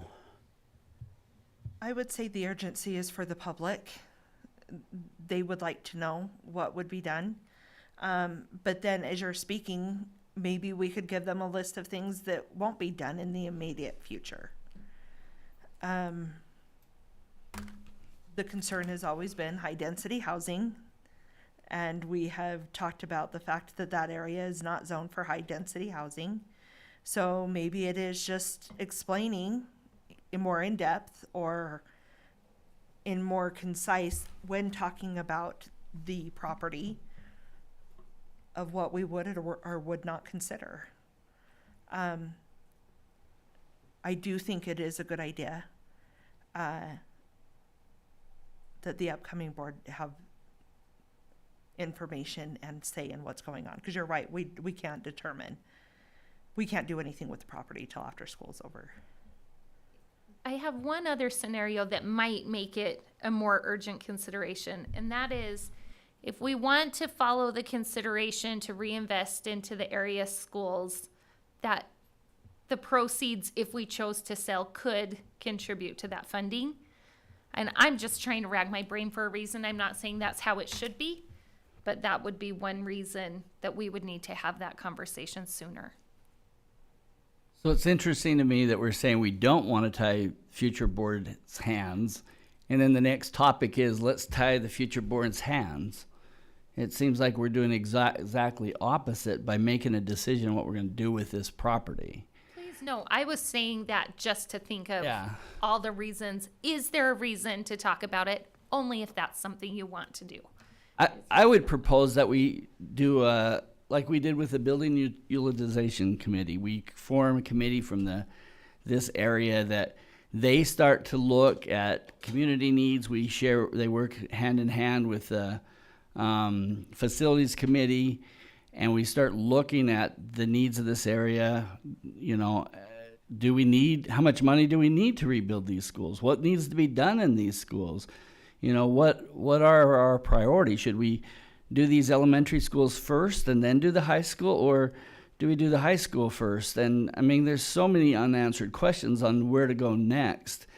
And I would love the community to have some input. I know that it's our decision, but I know that when we created that committee, that had huge effects on our success. And I think that this committee needs this community needs to know that we are concerned, and we will invest as well as we can, and we just need to figure out what the community's priorities are and really what the needs are. And I don't think I can know that by November vote of, should we sell this property? Should we not sell this property? What would the property look like?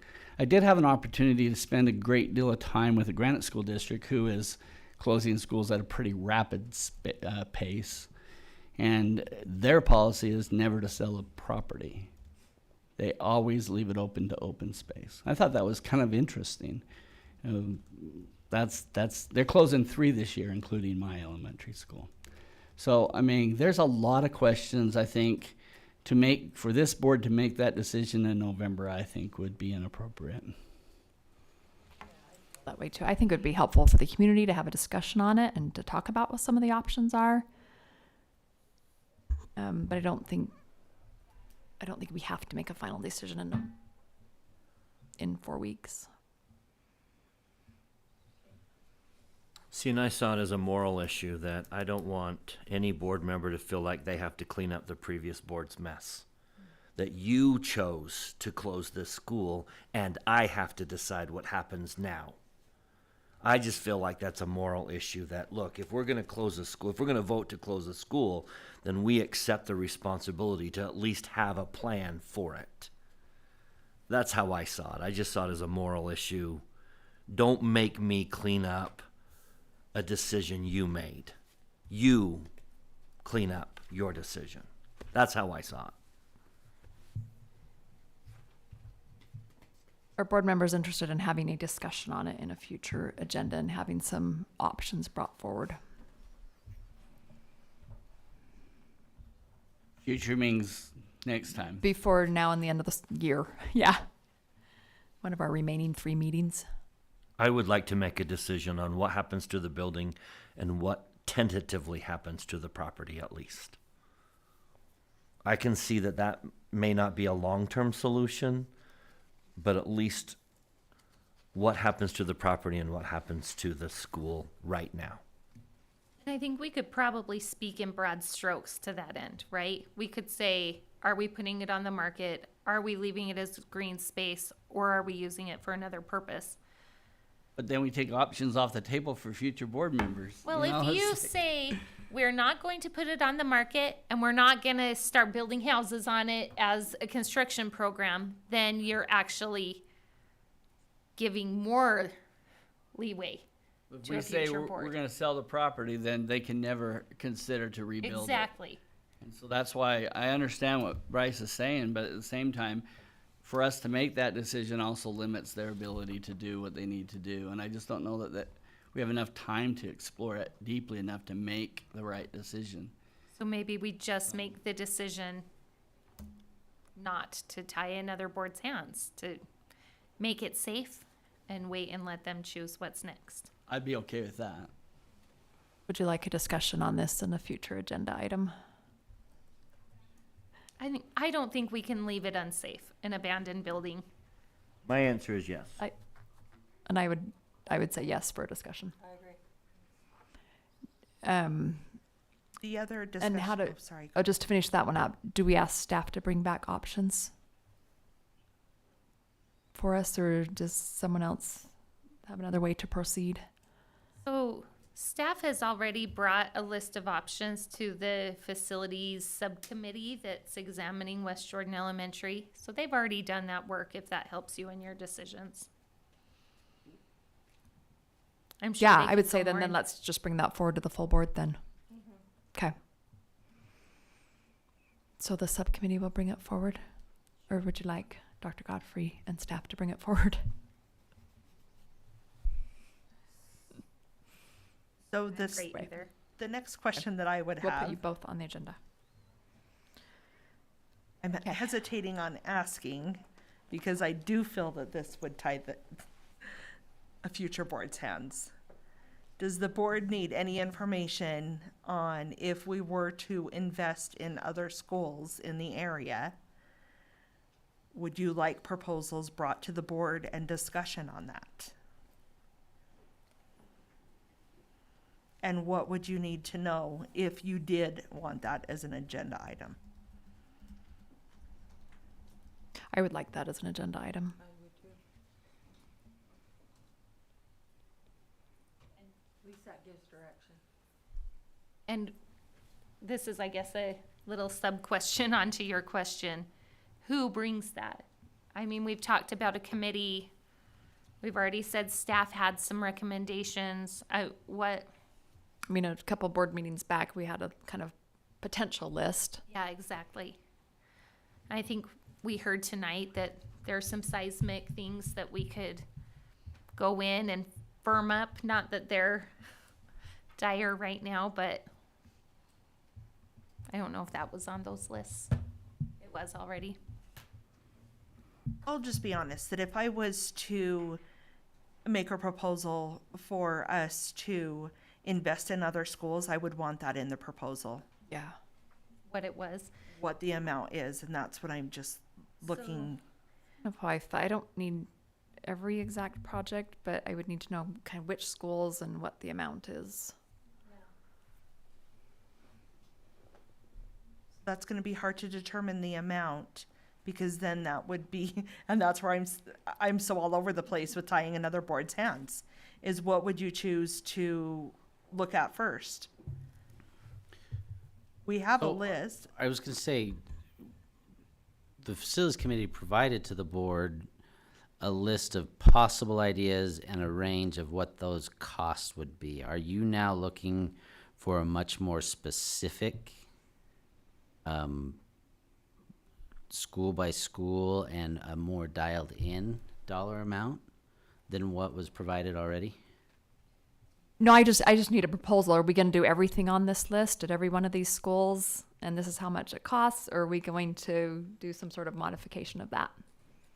I think that's going to take a deeper Yeah. study than we have time to. I would almost say that that would be for a committee to work Yes. with. But on that list that I don't think that was provided, there are some items that can be done seismically to those schools. I think Mr. Rostrom just said those are actually on the list already. They're on the list that was provided to the whole board. Okay, perfect. So I think the thing more that I need to know is if we were to choose an option that pledged some renovations to the area, I don't know so much that I need to be the one who says this is what you'll get from this, as here's what that here's the amount and here's how you're going to get that. Are we going to do this in installments, one bulk sum and then installments, do the whole I mean, I do think that I would need to know that before I could know if I could vote for that option. And then the other piece is, for me, if we're going to make an investment in the area, it's not just capital things. We need to know if there's other, if there's other things that would help these schools out besides just the buildings. And like one thing that comes to mind is, FTE. Do we need to invest more FTE? There's been a lot of concern from the community about class sizes.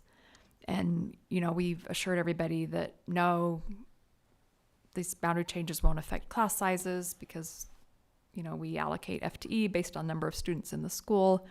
But we also are all aware that sometimes there's oddities that don't quite work out and you'll end up with a 5th grade with all really large class sizes. And so I would be open to saying, besides structural things, can we make investments also into possibly some extra FTE if that is something that is needed?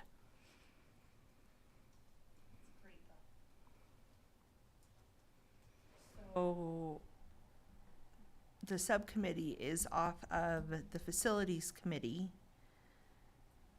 There's 2 people that are on the facilities committee and 1 person that's on the finance committee. How would you like that to be addressed? It has to come from finance to me, knowing how much we could invest. I mean, I think for me, it would be helpful to say, here's my budget, now what can I fit into it? Rather than, here's what I want to do, make the money work.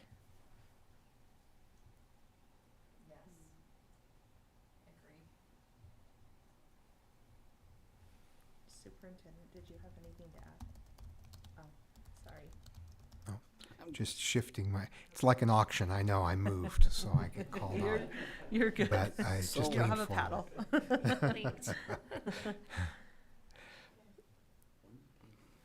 That's right.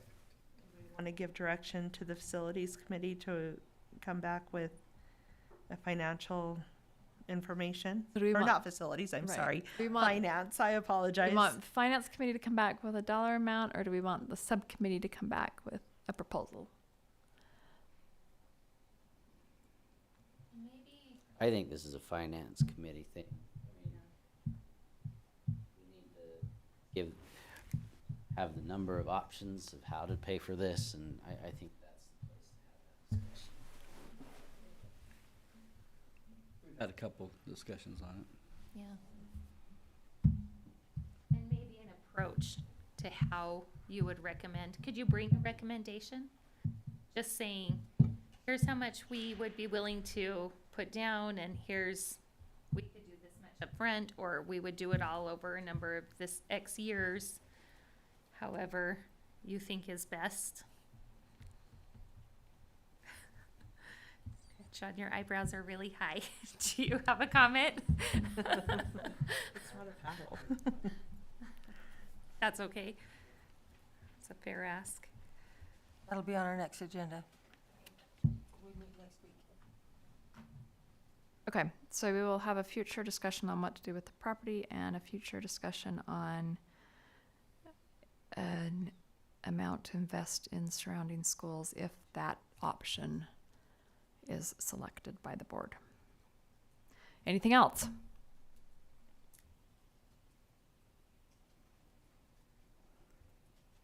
Okay, we're ready for our next agenda item then. How long does the permit discussion take? So fast. 5 minutes? Mr. Olson, welcome. Good afternoon, evening. In board docs, you have a document that looks much like this. I have a paper copy I can give you if you'd like.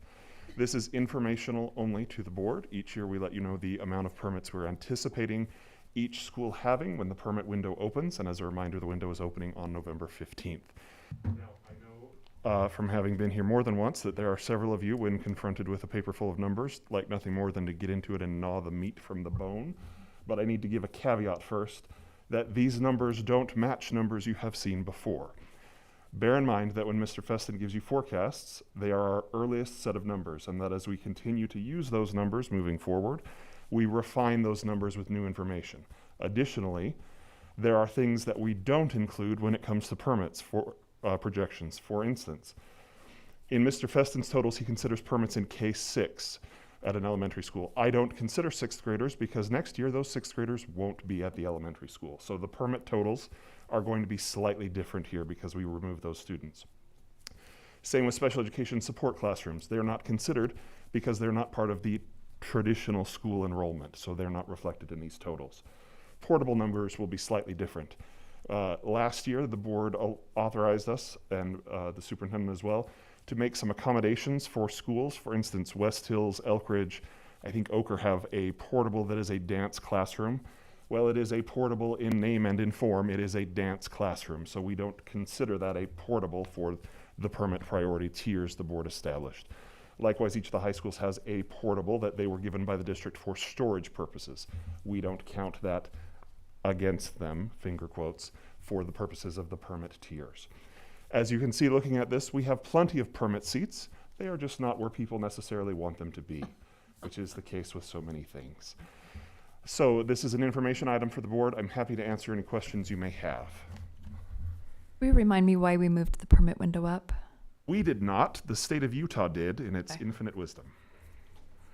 So, and the window will be November 15th to... First Friday in February, which is actually a much better change for us because it allows us to be more accurate in our 2.0 projections. That was the purpose for the legislation, to move it, shift. They really just shifted the window earlier so that projections and staffing could take place at an earlier point in the year. That's big time for staffing, absolutely.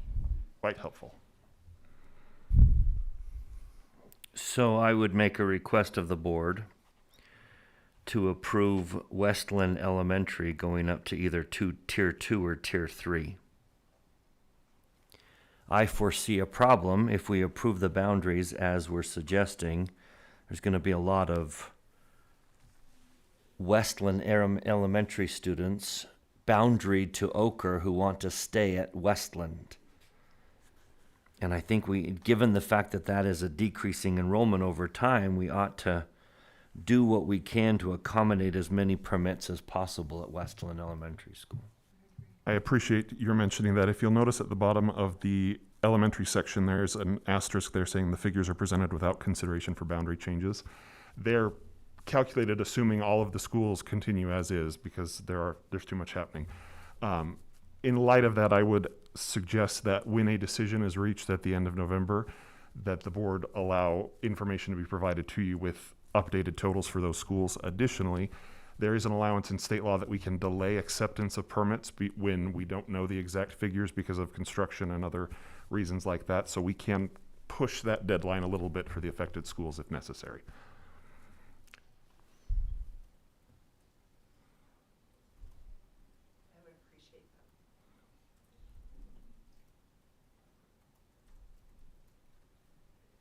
So what to do with Westland will be in a future discussion.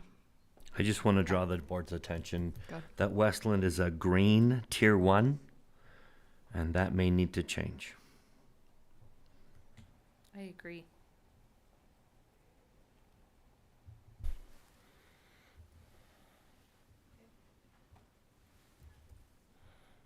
So tier 2 schools, they may add permits. Do we have very many schools doing that? So remember that the tier system applies during the open enrollment window, which is November to February 3rd now. Not very many schools are exceeding the 90% during that window. They may add permit seats after 2.0 comes out, but in that window, the late enrollment window, now we're targeting the teacher allocation. So we're not going above the teacher allocation, which is kind of independent of the 90 to 100 calculation. There are schools who would like to take whatever students they can, especially if their enrollment starts to dip after that teacher allocation comes out. But even though a lot of our principals at larger schools are fervent believers in trying to be problem solvers and help where they can, some of them also realize that they have very full schools and there are some physical limits they're up against.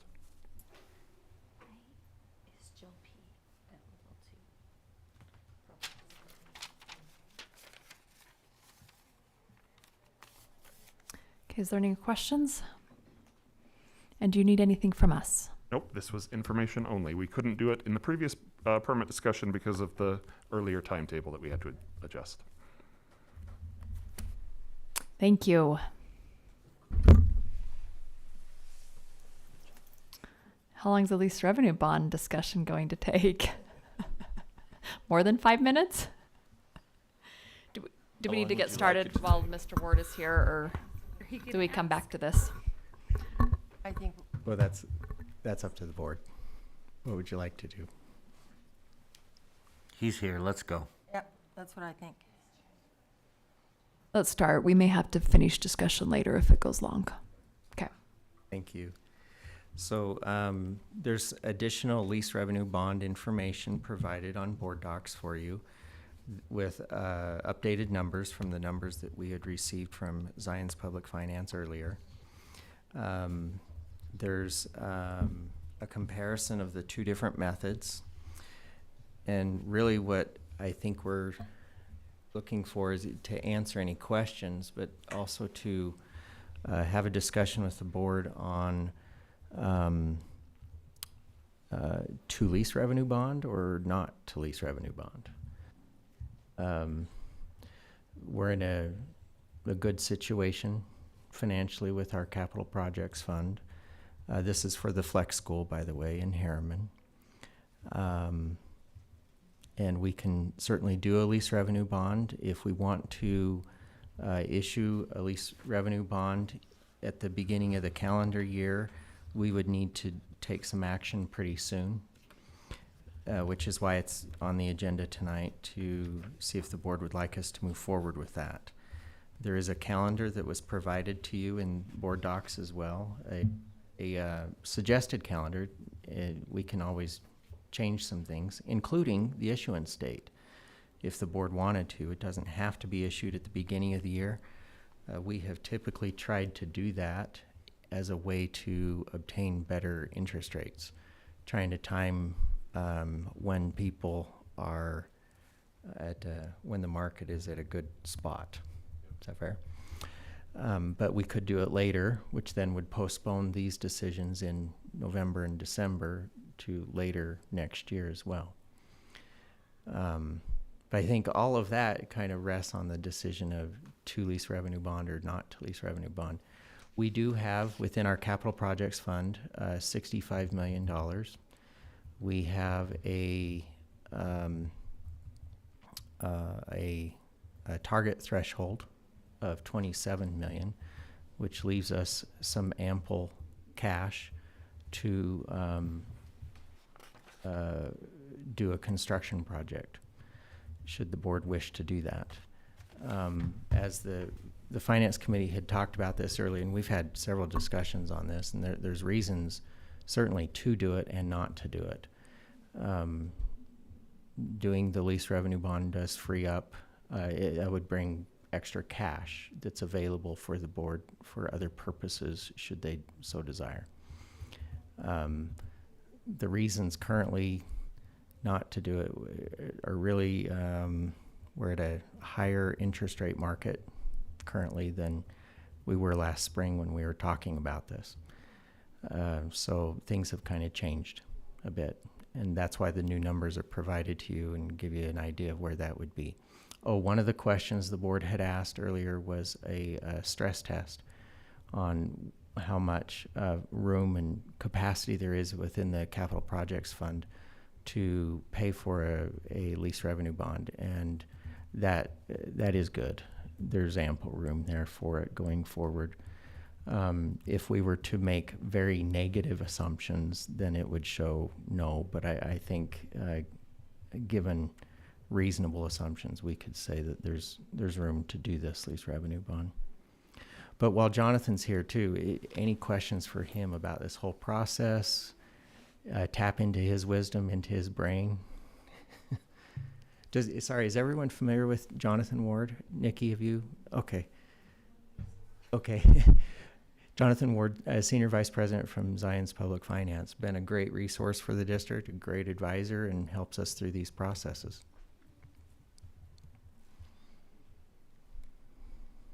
Go over there's direct purchase versus market purchase on here. Yep. Those are two methods of sale. How you sell the bonds to investors, you either directly sell them to a single investor, or you can chop it up into various sizes for multiple investors across the country. Doing a direct purchase to investors allows a little less of a process up front, a little less disclosure, a little less on the rating. You don't have to have a rating on the bonds when you sell them that way. And you also obtain generally greater prepayment flexibility, which is critical. That's sort of the big plus in our minds at Zions Public Finance, because a direct purchase enables the board, if you chose to do financing, the option to prepay it, refinance it a year down the road, 2 years down the road, 3 years down the road. As John indicated earlier, we're not in a really good interest rate environment right now relative to where we've been the last decade. Now you expand that horizon to 30 some odd years, and we're still in the lower third of interest rates over that horizon, the longer term horizon. But we've been really spoiled the last decade with extremely low interest rates, and we're not there anymore. So prepayment and the option to refinance looks more attractive than locking in the interest rate today for a period of 10 years and not being able to do anything with it. We just don't know what will happen with interest rates, but there are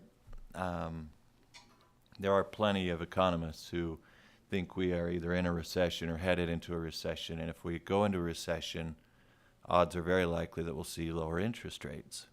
That's how we combat recessions, by lowering interest rates. So preserving the ability to prepay any financing we do makes a lot of sense in our minds if we do the financing at all. So you recommend a direct purchase if we decide to move forward with the lease revenue bond? Correct.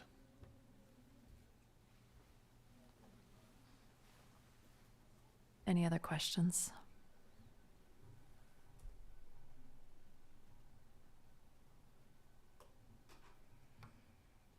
What do we need to decide today? I think Mr. Ward and I would need to know, should we be moving forward to a board vote to do the lease revenue bond?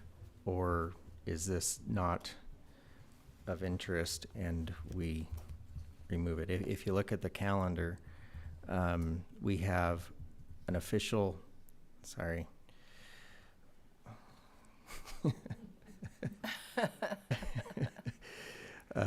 On November 29th, there would need to be an approval for a delegating authorizing resolution. And so we've done these in the past, but this is give some parameters about which we can work in on behalf of the board in moving forward in going in preparing for a bond issuance. So that approval would be November 29th if we wanted to keep this timing, which also presumes if we wanted to still do a lease revenue bond. So that's kind of where I'm looking for some direction is, should we move forward with that? We would engage Ryan Bierke with Chapman and Cutler to prepare the legal documents for that meeting and have it all ready. But we also want to be sure you have your questions that you may have about this process and just all the considerations about whether to do this out in the open. Have our discussion about whether or not to lease revenue bond after the general session. Is everyone okay with that? Or is everyone? Yes, but I want to know, are there any additional questions for Mr. Ward? I don't want to make him wait. Right, I don't either. I'm a little curious about the repercussions of adjusting the calendar and doing it later. And I understand that no one has a crystal ball. We don't know what interest rates will do. But are there any other repercussions other than rolling a dice on interest rates? No. Okay. And when do we absolutely need funding in place? Even that's a question mark, because with the downturn in the projections, Now we've got a little more we've got a wiggle little room. bit of time, but we're probably still looking at opening this school in '24. The board did approve prior a reimbursement resolution, which allows the board to move forward paying for the building on itself, right, with our funds. And then should the decision be made later, no, let's do the lease revenue bond, we can reimburse ourselves for those dollars. Now, Had that in place as of July, wasn't it, John? June? but Mr. Ward, does that reimbursement resolution have an expiration date? Does 18 months after the school is put into operation would be the expiration of that reimbursement capability. So you have quite a lot of time still to use Okay. it if you wanted to.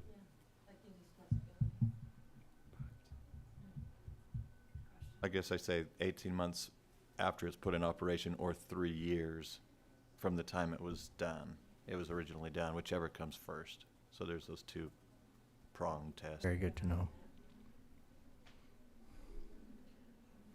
Questions? I would just say, I mean, no, nobody has a crystal ball, but when you mention that there's a likelihood rates would go down if we're in a recession and jump, I mean, that's more than likely not happening within the next 6 months. That is a 2 to 3 year time horizon. Is that correct? I would think so. Nobody's predicting rate decreases any earlier than June of next year. In fact, they anticipate increases, maybe at slower levels. Tomorrow we'll probably see a 75 basis point increase in rates, maybe again at the end of January 50 basis points, but probably wouldn't see them start dropping for 6 months after that. And then when they do, it'll go step by step. It'll be a lot slower, yeah. Slower, yeah. So I there, agree. there is some, I mean, I think there is some wisdom in taking action sooner rather than later. I don't think we're gonna buy ourselves enough time to see this go back down to meaningful differences than where we're facing right now. My ignorance is probably showing in this question, but if we use the option for the reimbursement resolution, then we would get the interest rates from that day, right? So we would get tomorrow's interest rates or today's interest rates? So to clarify, if we waited, say, a year and then issued lease revenue bonds and reimbursed ourselves for construction up to that point in time? Okay. Yes, so what interest would you pay? The interest from as of now the- or from then? The day it was bid on, this, when the bonds were sold, which could be higher than now. They could be, well, no one's really predicting. Be higher or lower. It could be lower. Could be the same. Yeah, but it would be the date of the sale, the date of the purchase or the issuance of those bonds. Kind of a bid. It's like it's a little bit like an RFP. Hey, we've got bonds to sell. What are you gonna buy them for? And then they bid on it.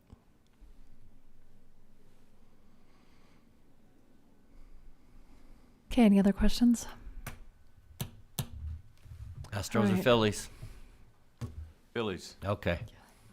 The Yeah. Bryce, Yes, as a matter of fact. the Bryce is right. Thank Okay. you for being here, Mr. Ward. We appreciate you. Thank you. We will take a 10-minute break, start our general meeting at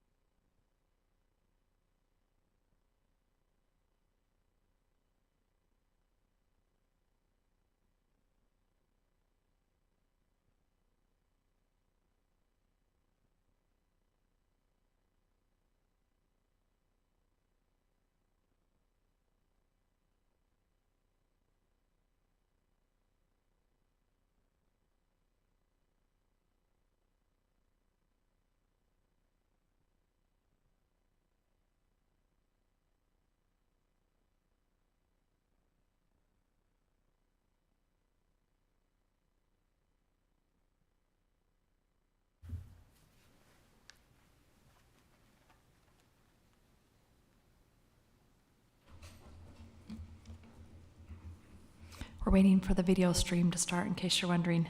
Ready? Good. Welcome. This is the Jordan School District Board of Education meeting. Today is November 1st, 2022. We are in the JATC South building, and we have with us our board attorney, Paul Van Komen, board member Daryl Robinson, Jen Atwood, Nikki George, Bryce Dunford.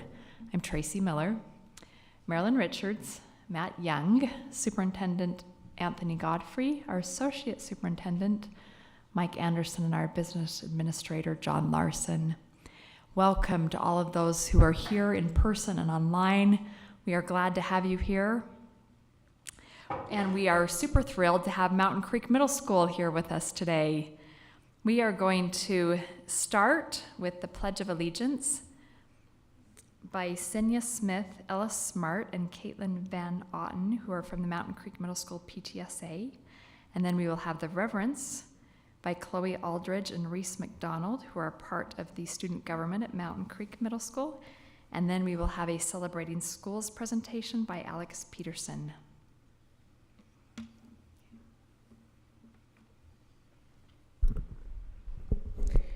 Color guard attention.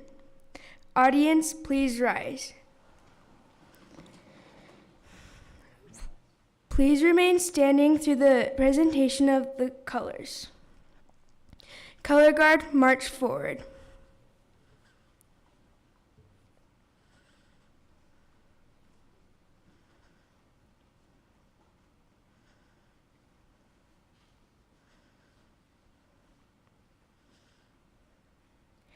Color guard, present the colors. Please place your right hand over your heart and recite the Pledge of Allegiance. I pledge allegiance to the flag of the United States of America and to the republic for which it stands, one nation, under God, indivisible, with liberty and justice for all. Color guard, post the colors. Audience, please be seated.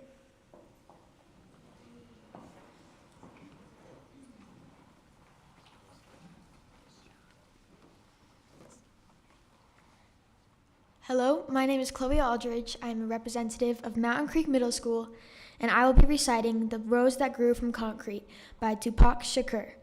Did you hear about the rose that grew from a crack in the concrete? Proving nature's law is wrong, it learned to walk without having feet. Funny it seems, but by keeping its dreams, it learned to breathe fresh air. Long live the rose that grew from concrete when no one else ever cared. Thank you.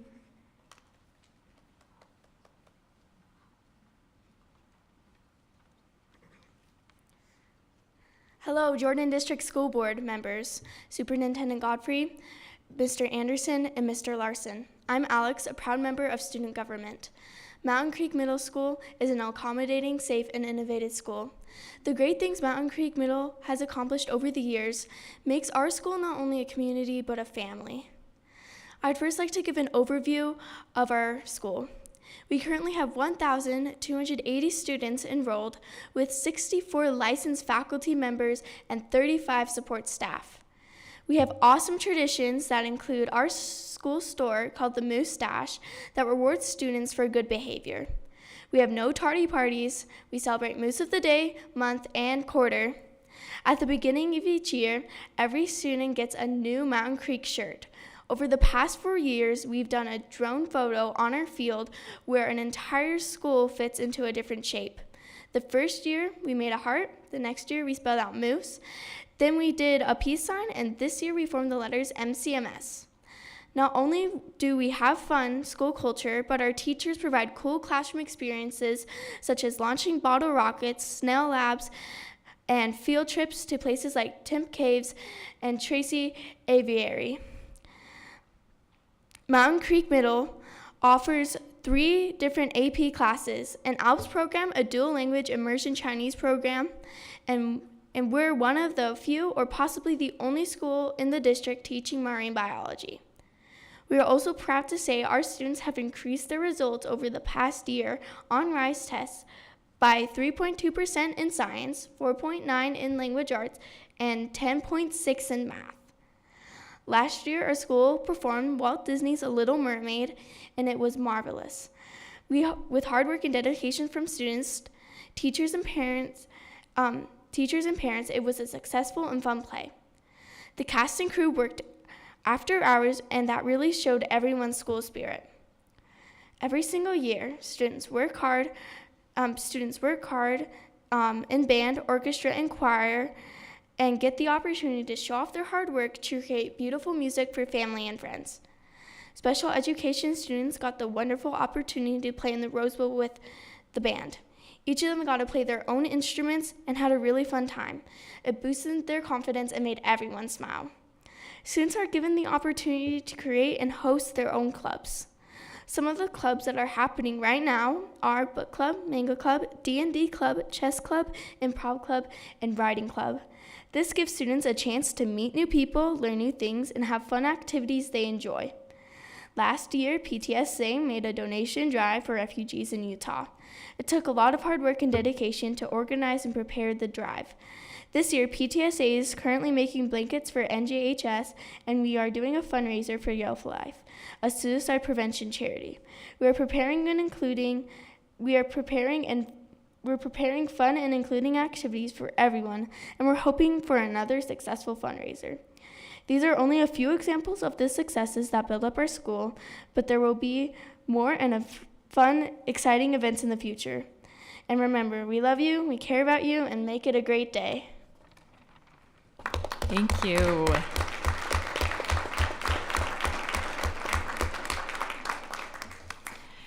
Can I get everyone, let's start with faculty, administration, and parents from Mountain Creek Middle School, if you'll stand or give a wave. Thank you for being here. And students, we would like to shake your hand or fist bump, whatever you're most comfortable with. So if you will all come up and start at this end, and we also have a pin for you.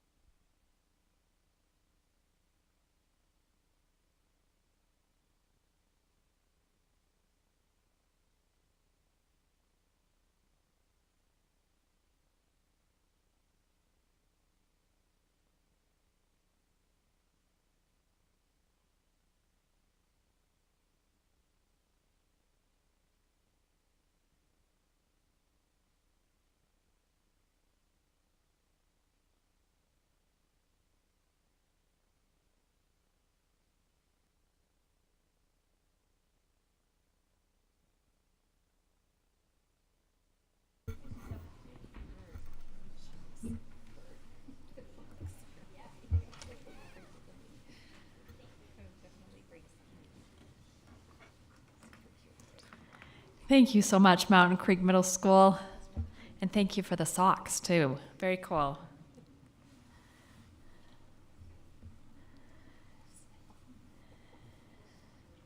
All right, next we have our resolutions of appreciation, and Mr. Young is going to do that for us.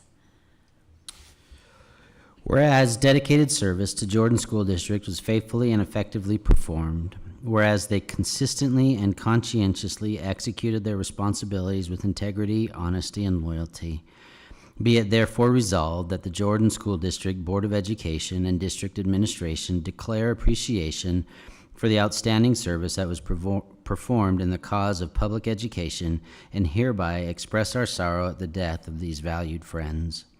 Russell Richard Arcado, 2000 to 2014, HVAC tradesman, maintenance department. Bill Gus Drosos, 1963 to 1990, teacher and administrator, Cottonwood Heights, Peruvian Park, Copperton, Butler, and Crescent Elementary Schools.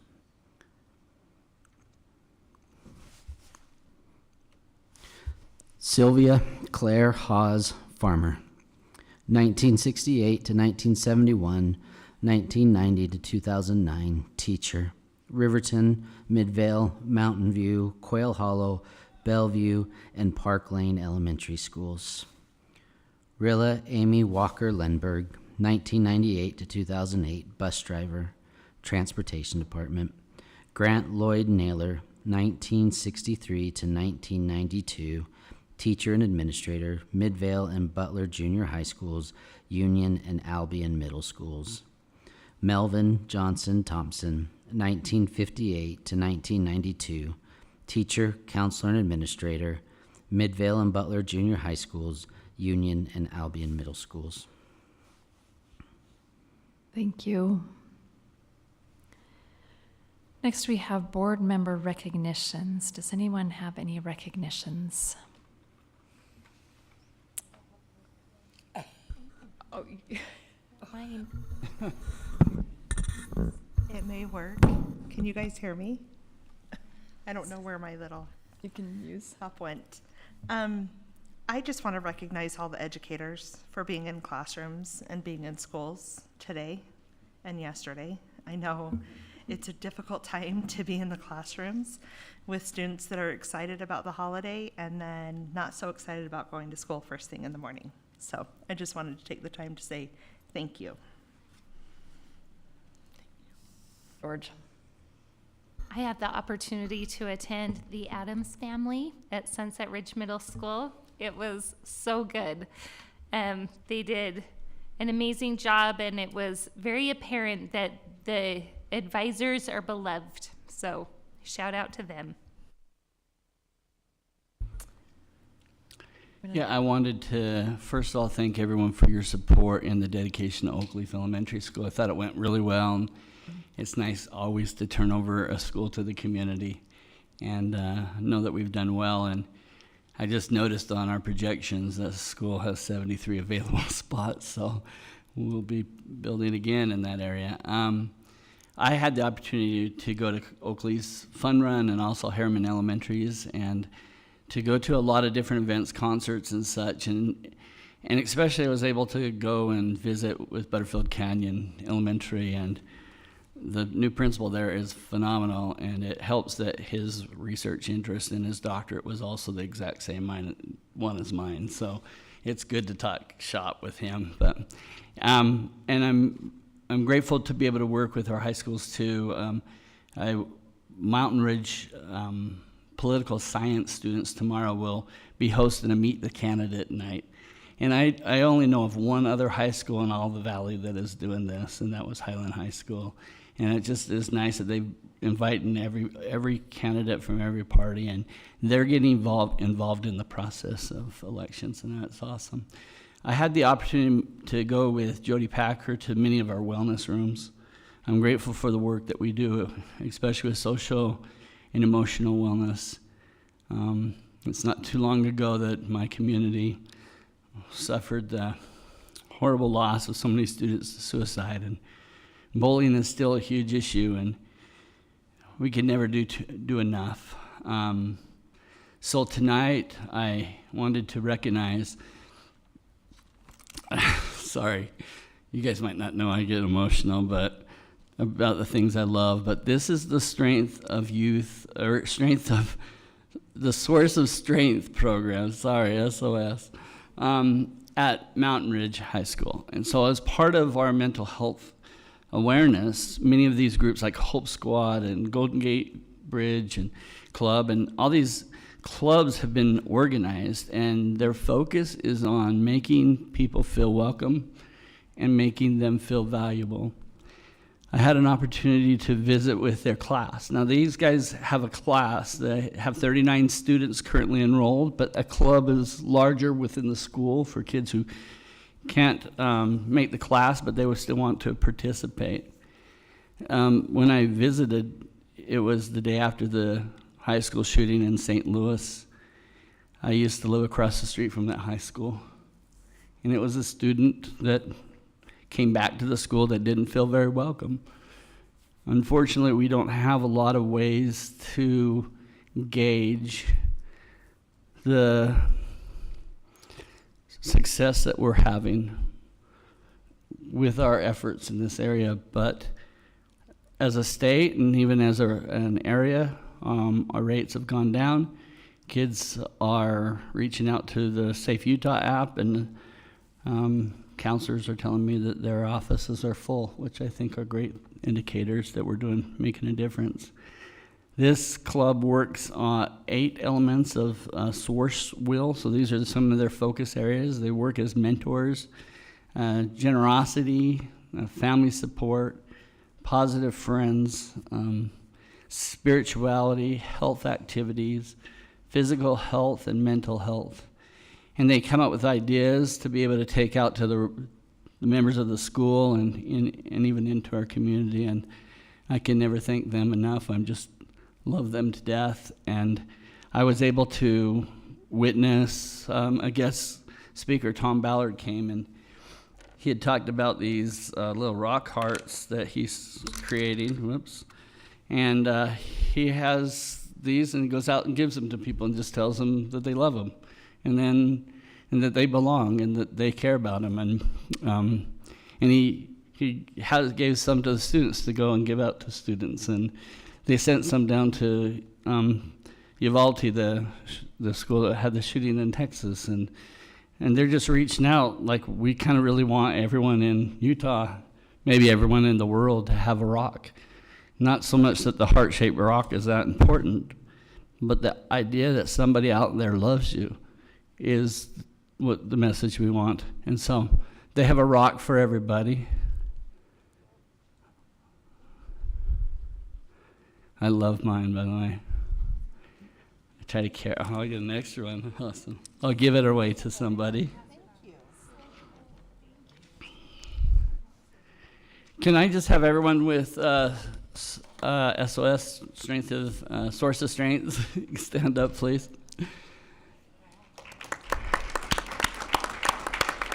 And we would like to invite you guys to come forward and recognize you guys. So come on up.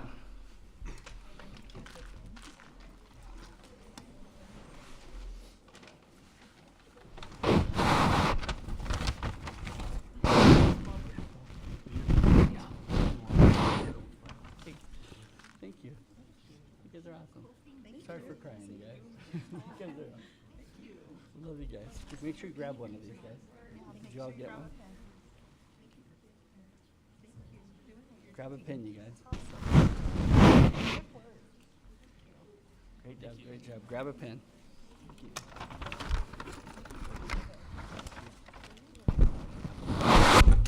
Thank you for being here. Thanks, man. Good work. Thank you. It's awesome. Yeah, you grab a pen, grab a Thanks pen. for Thanks, you guys. Thanks.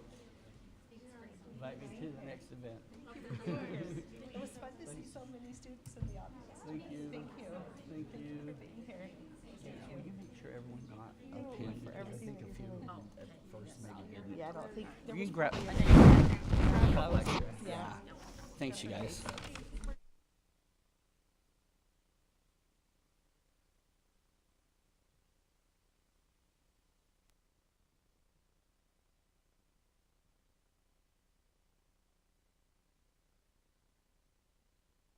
Thank you for letting me take that time. It meant a lot to me.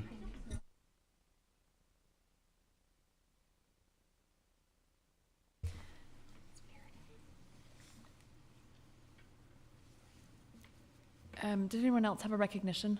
I've got a couple.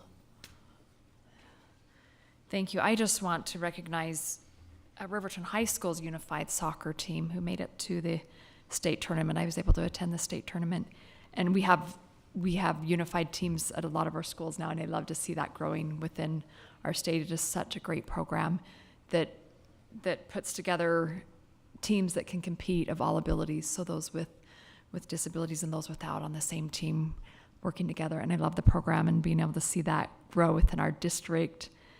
And it was fun to attend that state soccer tournament.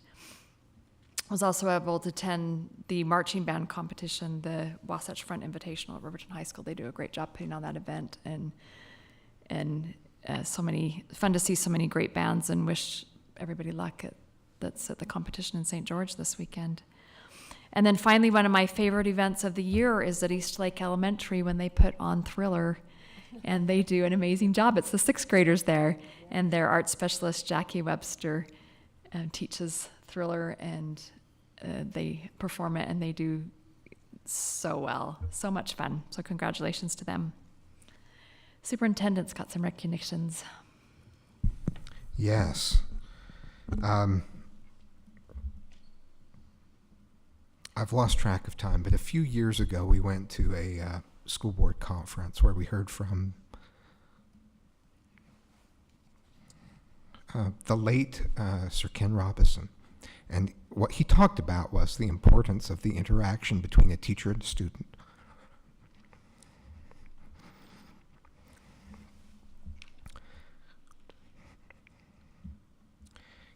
He talked about how powerful that is, and he talked about how that is the essential element of what we do in education. We talk about a lot of things in these meetings. We talk about bids and policies, and it's all very important because it supports that work. I answer a lot of emails, I go to a lot of meetings, I meet a lot of people.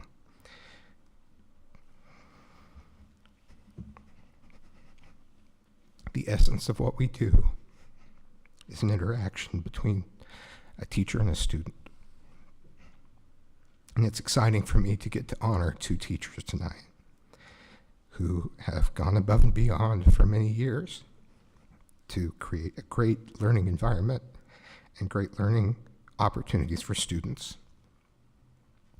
Now, when I think about these presentations, I always picture myself getting through it without crying. One day I'll make it, but I'm emotional because I'm always filled with a sense of wonder and awe.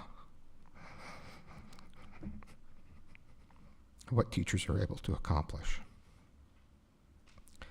I'd like to start by honoring Cynthia Cox, who is the Utah Health Sciences Teacher of the Year. If she would please come forward to the podium.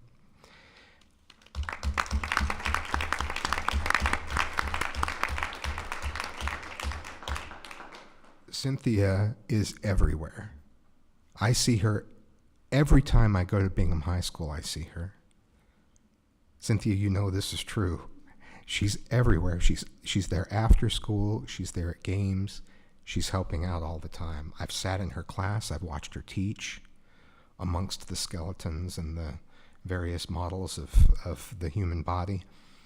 And she's just an incredible educator.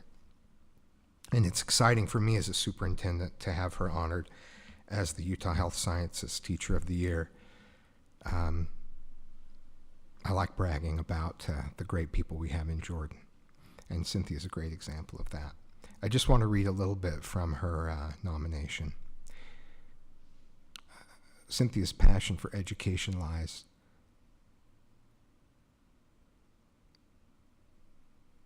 in watching her students find their momentum and find success. I love the phrase, find their momentum, because her class isn't the end. She propels them into the future. Her favorite days are the ones where she can help students grasp difficult concepts. Seeing those lights come on for students makes every day a great day. This passion keeps her working hard to create innovative and engaging lessons. Cynthia has added a variety of endorsements in order to provide more opportunities for her students.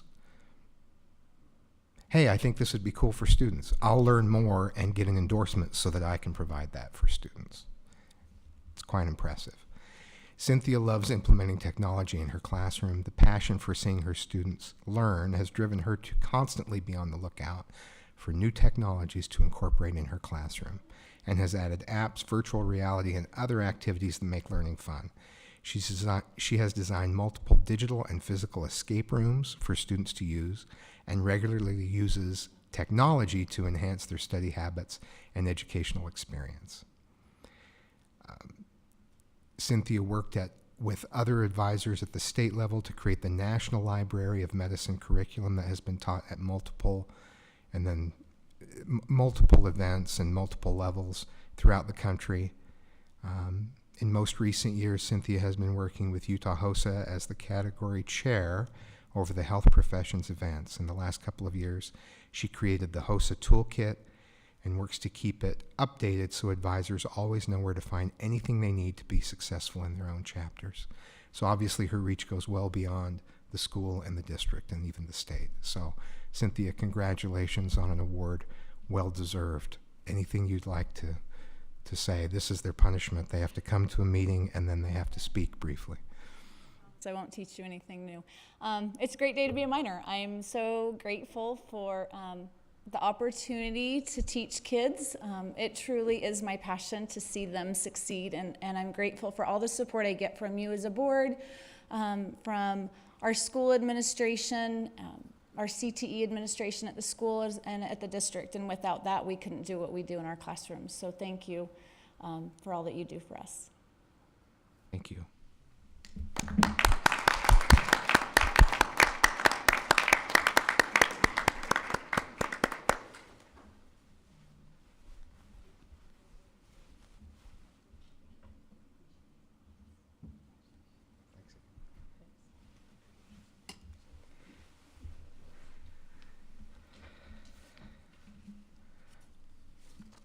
All right. I'd also like to honor Julie Huffman, who is the Utah ACTE Lifetime Achievement Award recipient. Come on up.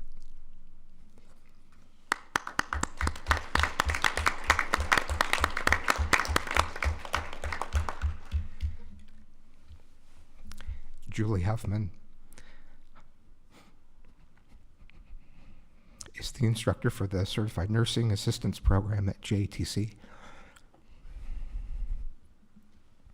Let me give you some numbers. 98% of Julie's students earn the CNA credential by passing the exam at the end of her course. Do you know what the average pass rate is? 78%.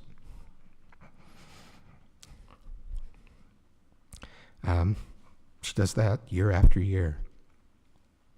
She expects a lot of her students. But at the same time, this is my favorite phrase from this, students become a part of Julie's life.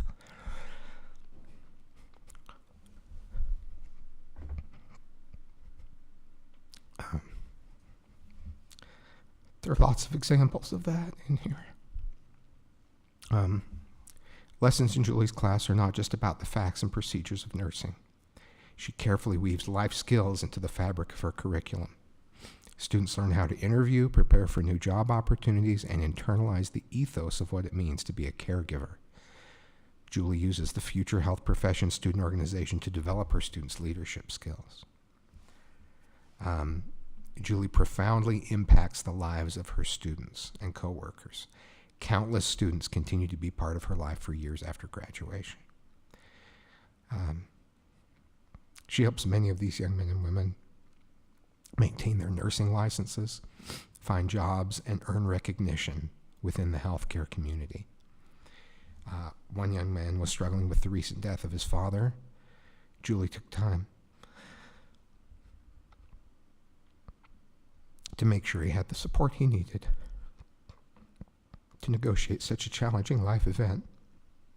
She was able to empathize with his struggles by sharing that she'd also lost her father when she was young.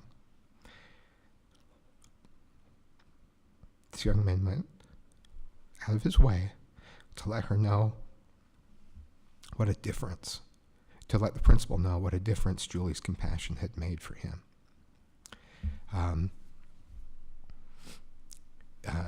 Julie has impacted countless lives directly, but think about the lives she's impacted indirectly through her students. A Lifetime Achievement Award seems very apropos because she's achieved a lot over her lifetime, and there are many lifetimes ahead that will benefit from her work. So Julie, thank you. Thank you for your wonderful work. If you'd like to say a few words. I happened to be sitting right around the group right there from Mountain Ridge, and so my husband got to hang out with, like, he's not used to all those teenagers surrounding him. He got to be surrounded with all the teenagers with me, which is kind of fun because that's what I live every day. I was a nurse for a long time before I became an educator, and it was chance that I became an educator, but it was meant to be, because definitely I found my passion. And I love my students. I love that when they leave my class, they know how to be a college student, and they know how to study for college. They know if they want to be in healthcare, they know more about themselves. They know how to take care of people that they love in their life, even if they decide to not go into healthcare. And I love that when I go into healthcare places now, I can't go anywhere without bumping into some of them, which I feel like I really am able to impact the healthcare field as a whole. And I don't even know what I did to deserve that honor. And I have fun with my students every single day. I don't know. I can't even imagine a life without them. And I love being part of their lives. And I love that they come back and talk to me. I'm just so grateful. And I'm grateful. My pass rate is because I'm supported by you, by administration, by CTE. I wouldn't be able to have those kind of results without the kind of resources that you offer. So thank you for helping me do a good job, and for all the patients that are also would thank you if they could.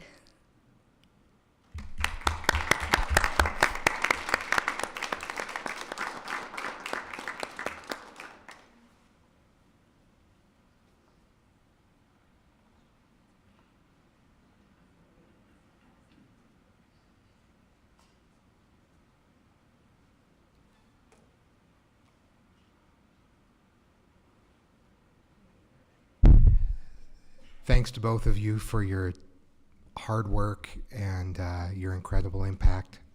I'm very grateful that you're in Jordan District and that you do what you do.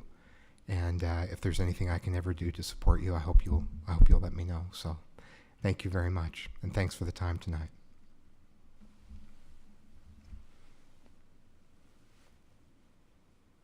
Oh, and I have one other. Next week is National School Psychology Awareness Week. And I will tell you, we are very aware of the incredible impact of our school psychologists. We've invested, and the board has invested, in providing, I think, more school psychologists than most districts. We see that impact. We recently, a few years ago, increased that ratio dramatically. And I can tell you that as a principal, there were times when you just know, I need to talk to the school psychologist to help with this issue. There are just some things that only they can help with. We've honored them in previous board meetings, but I wanted to be sure that everyone knew about that Awareness Week next week. And if you have a moment to say thanks, please do, because I'm afraid sometimes we remember them in case of emergency and when we need them the most, instead of in the moments when we can just say thank you. They have more and more responsibility as there are greater issues to address as the years go by. And I'm just very grateful for the leadership we have in place supporting them, for the training in place, and for all those individuals who make that impact one-on-one in groups, and just they lift everyone in the building. So I'm very grateful for them, and hope that anyone listening will take time to thank them as well. Thank you. Can I get a motion to approve the consent agenda items?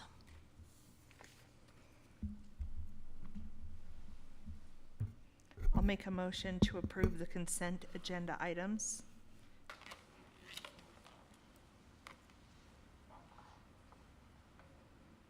A motion by Ms. Atwood, second by Mr. Robinson, to approve consent agenda items A, B, and C.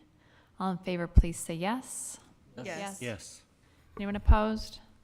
Okay, that motion passes unanimously. Can I get a motion to accept the consent agenda items? I can make a motion to accept the consent agenda items A, B, C, D, and E. I second. Motion by Mr. Robinson, second by Ms. George to accept the consent agenda items A through E. All in favor, please say yes. Yes. Anyone opposed? That motion passes unanimously. Our next agenda item is comments by elected officials. Do we have anybody here? Okay, we will now move on to our patron comments section. And we are, as a board, welcome and encourage public comment in this meeting once a month and through various other formats too. We always welcome input. For that, we'll take public comment now on the items that are not on the agenda. We have a couple of agenda items that will also have their own public comment section that we'll get to. So we'll take those not on the agenda right now. And just as a reminder, we do not take public comment on personnel issues or statements regarding the character, professional competence, or physical or mental health of an individual. We will give each person 3 minutes to speak, and we will take in-person comments, and then we also have some online comments for that. I will call out your name, but when you get to the podium, if you'll just please state your name so we make sure we have the right person with us. We will start with Douglas Greenwood.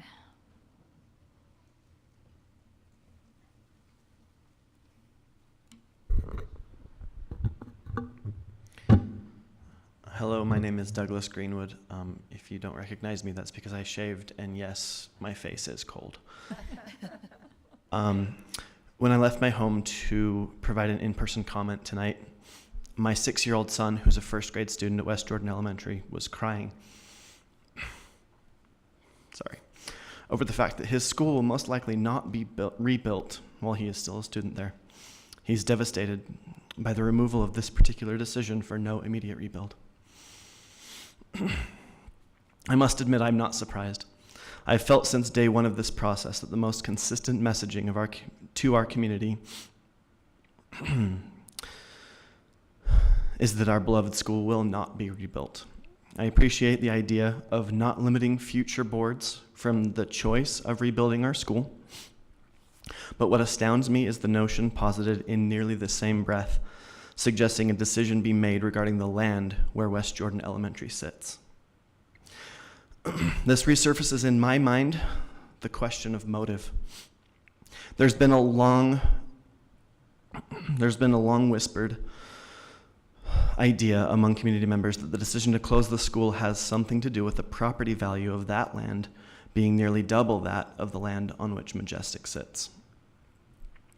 I've been assured by many board members the property value has nothing to do with the decision, but the mere suggestion of deciding what to do with the property before a full exploration of the fate of the school itself seems inescapably backward. I must compliment Daryl for pointing out the conflicting logic between these two ideas. Thank you. If West Jordan Elementary won't be immediately rebuilt, and if Jordan District is known for renovations, as Daryl pointed out, then my question is, why did the board throw out the option to renovate West Jordan Elementary so early in this process? The independent study listed this as one of the best options for the future of this building.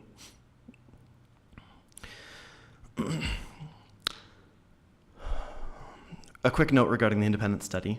Of course, there were no surprises revealed, as noted. While I was hopeful this could potentially be a reason to delay the decision to close, I didn't expect that to actually be an outcome. Rather than calling into question the building safety itself, the community was more questioning the lack of publicly available information relating to any safety report. The issue was in direct correlation to repeated references from board members to community members' ability to view a report that didn't actually exist. That was the issue. Thank you for making this available, and I look forward to viewing this in full. Finally, I want to echo a question for further exploration regarding enrollment numbers at Majestic. Certainly, it's not the arts program that is keeping enrollment low at that building. If anything, if anything is a factor, I'm almost done. It's much more likely the location of it being so close to Redwood Road and to the middle school that impacts parents' draw to sending their children to that building. This is conjecture on my part, I admit that, and I invite the board to explore this unique demographic in context of any future decisions. Thank you. Thank you. Derek Paul.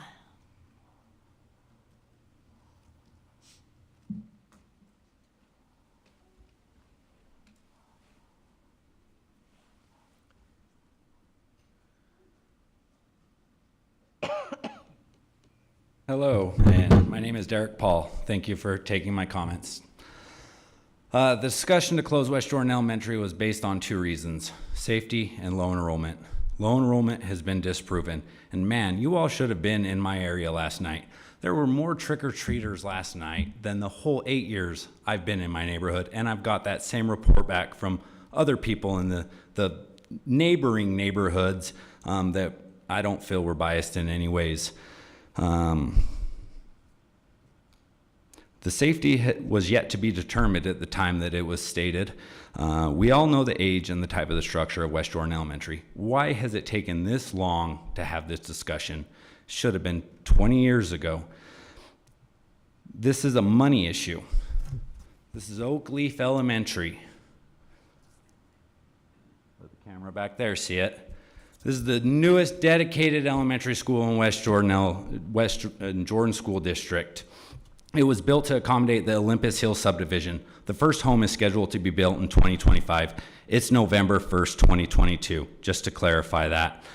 Well, there's roughly 450 current students in West Jordan Elementary with 157 permitting in, that we just don't feel that there's room for them in that school, or the safety is so much of a concern that we have to displace them to further areas. I feel you have failed to spend our tax dollars in our area for what we need, while taking our tax dollars every year. I feel all the citizens of West Jordan and Eastern South Jordan need to hear this. The board meetings themselves do not encourage any kind of community input. I was told by one of the board members, or I heard from one of the board members, that all the big decisions are made in the study sessions. Where we can't comment, we have nowhere to speak in that. Typically, all voting is made before even public comment happens. Thank you, Nikki, for bringing up the fact that the special ed is a part of our community. Some of my kids have become best friends with members of the special ed program. I really hope and I pray that they find those connections at Mountain Shadows. I feel that this is a money issue and it's a teacher issue. I feel that you don't want to spend the money in our area, and I feel you want our teachers. Teachers like Miss Priest are rock stars in our area. The impact that she has made on my kids and others, money can't buy that. She has dedicated her life to education, and it is really impacting the students of our area. Once you all took rebuild off the list, I mean, like, you guys did it. You took the wind out of our sails. I wanted to just say, screw it, pull my kids out of the district just as quick as I can, but I'm not going to. I'm going to be the squeakiest wheel you guys have ever heard. You say you want a new board to decide the rebuild? Let a new board decide the closure first. If you're not willing to do that, please rebuild this school and show our community you value us. Thank you. Thank you. Online comments not related to, we have a couple for D200 coming up, but do you have online comments? Okay.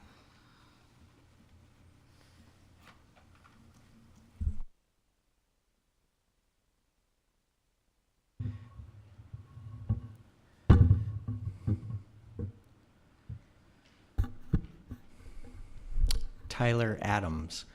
To whom it may concern, buildings from their 40 to 50s age very bad, and as the school district grows more rapidly, we need to either fully renovate all of those schools or reconstruct them.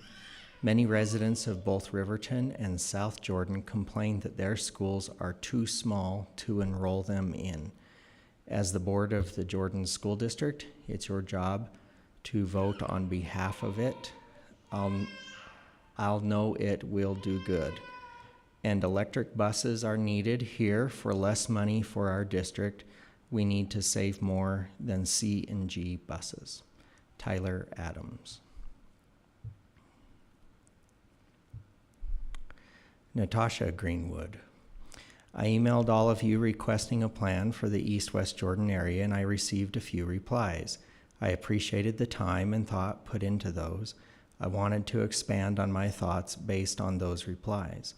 I was told that there is a 5-year plan, and that was to close West Jordan Elementary, and things would be assessed as time went on. A 5-year plan isn't good enough. Closing the school is a Band-Aid solution, not a 5-year plan. We deserve to know if the schools we will be sent to will last another 10 to 15 years. Our community shouldn't have to go through another situation like this so soon. The plan should be at least a 10 to 15 year plan. I was also told that there could be updates to the schools if that option is passed. The updates listed at the first town hall were all cosmetic. Our kids don't need a pretty school. They need a safe school that will last. They don't need extra collaboration areas. They need to not be in portables for their entire elementary school career. Our area begs you, whatever choice you make, look beyond just that decision to 10 to 15 years down the road. You may not be on the board then making decisions, so you feel like it doesn't affect you, and you won't have to deal with it then, but we will. And we deserve a more well-thought-out plan than a Band-Aid fix 5-year plan. Thank you, Natasha Greenwood. Mr. Greenwood, I got your comment, but since you spoke tonight, what I'll do is I'll forward it to the board. It's very different if you want to read it, or I can read it. I emailed before I knew I was going to come in. Sorry. So, board, I could forward it to you, or I could go on to the other ones.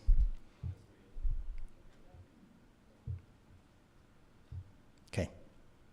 Douglas Greenwood.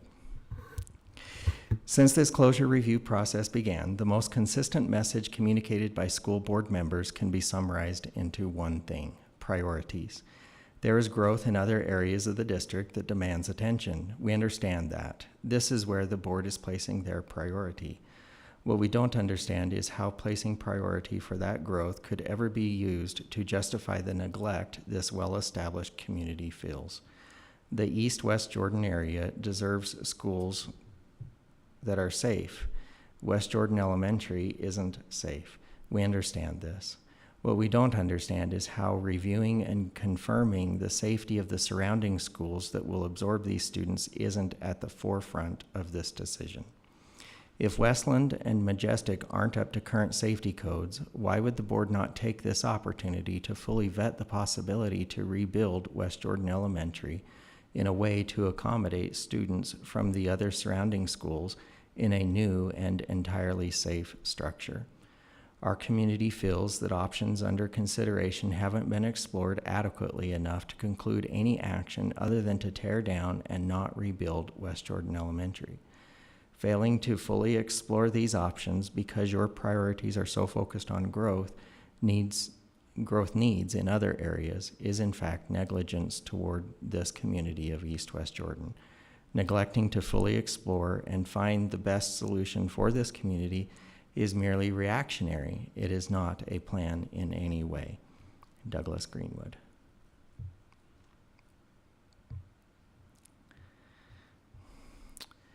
Andrea Young.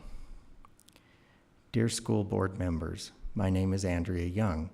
I have been a member of the West Jordan community for 11 years, with 3 children currently attending West Jordan Elementary, one that has moved on to West Jordan Middle School, and another that we hope will be a West Jordan Elementary student in a couple of years. I have taught 2nd grade and kindergarten in this district. I have volunteered in my children's classrooms, and I love to be involved. Elementary schools have a special place in my heart. In my experience in and out of other elementary schools, I have seen what makes a school work. I have experienced what an overcrowded classroom and school is, and how difficult it is to meet everyone's needs. I have seen how an active and involved community affects the success of a school. I can see what an incredible place we have at West Jordan Elementary, both in and around the school. I'm also very familiar with what the purpose of education is: preparing our students for tomorrow. When we teach our students to be ready and prepared for what is to come in their lives, we encourage them to see how their actions will influence not just the now, but their entire future. It has almost been the allotted 120 days that are part of the process for a school to be voted by the board to close. As I have done my own personal research, watched and attended study sessions, requested and read grandma reports on reasons for requesting permits out of these area schools, and even crime and violence in these neighborhoods, looked at enrollment numbers, district tax spending, and the specific demographics of these West Jordan elementary school areas, I am left very confused. There is no doubt that we have an aging school problem all around us. That is not new. But in this whole process, I have never seen a real long-term solution for this aging school problem. Where is the preparation for the future, even 5 years from now? How was it okay for Majestic Elementary to come to West Jordan Elementary a couple years ago if we knew about the structure issues of this building? Now we are dealing with the possibility of permanently closing one school to then overcrowd another that is even older, while keeping another neighboring elementary at half the capacity enrollment. How can we justify displacing a successful ALPS program to protect a program that has even less people permitting into it from the whole district to be part of it? It leaves us as a community really wondering. We have been given no indication of any forethought in regards to where our children would go when these other schools run out of time themselves, and that can't be too far in the future. It doesn't feel right to keep moving our kids from one place to the next. Yes, we as parents and even our school children can handle a temporary move. Finish if you're almost done. I'm about halfway done. And you can email it to all of us. I will email it to you. Okay. That was Andrea Young.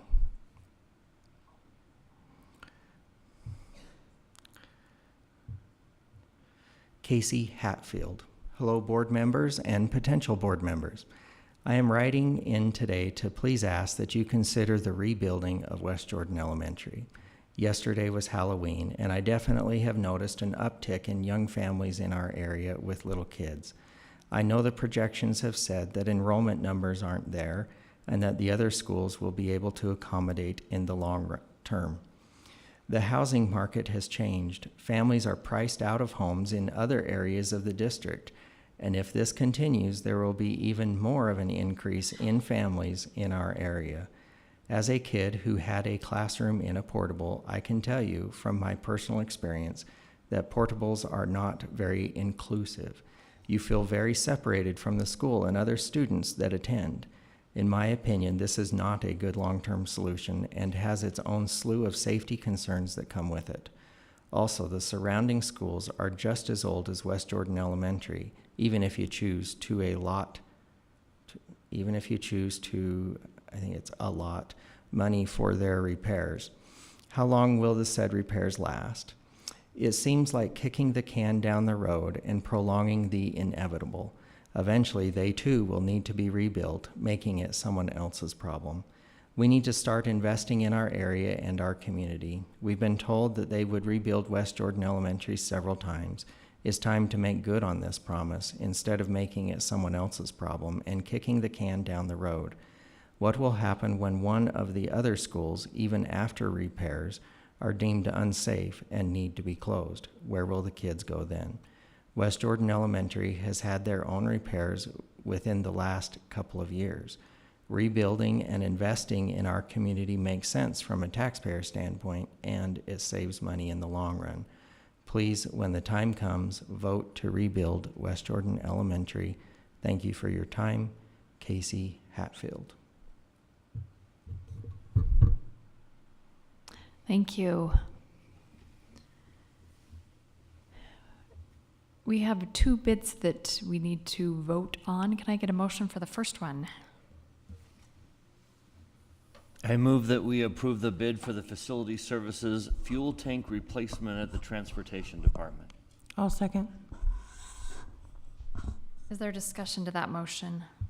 Just a clarification, we are in no way trying to force the board into approving the summer project at transportation. We just had an opportunity to buy these tanks, which we are going to need no matter what. So this is just a purchase that is necessary, whether we do the summer project this year or if the board chooses to do the summer project next year. We have to complete it by next year, so we just went ahead and we moved forward with the purchase of the tanks.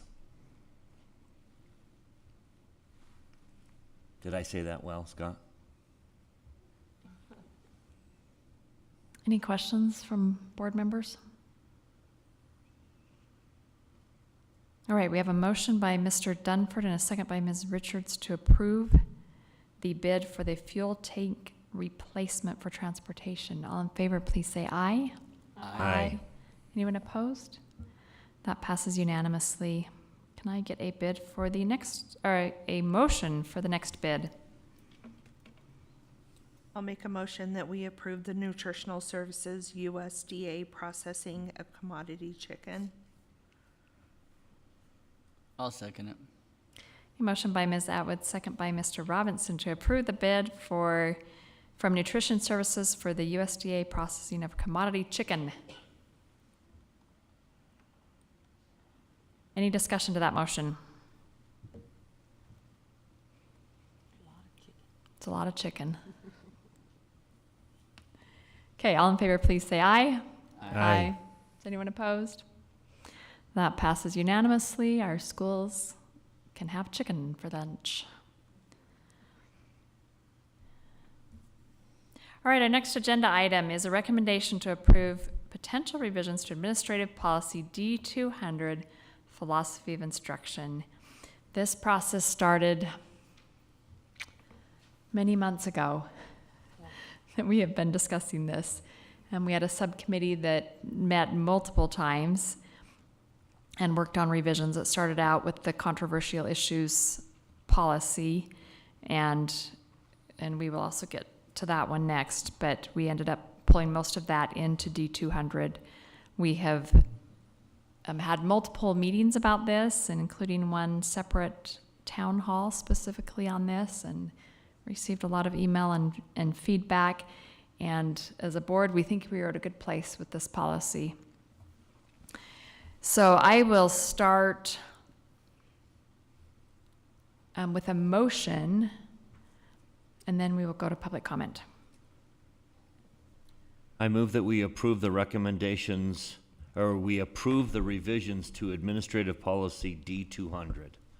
I'll second. Okay, we have a motion by Mr. Dunford, second by Ms. Richards to approve the revisions to Administrative Policy D200. We have a couple people that have signed up to speak. First, we will hear from Nicole Christofferson and then Janet Sanders.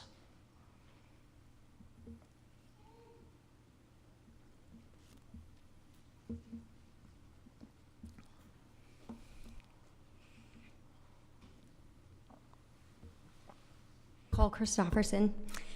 Thanks. I've been listening to all these meetings. Most of you know that. I agree with Nikki's statement a couple of meetings ago that it's worth explicitly stating and assuring teachers that they're supported by the board if they're adhering to this policy. At the open house, parents expressed concern about the increasing trend of teachers subverting parents and their values.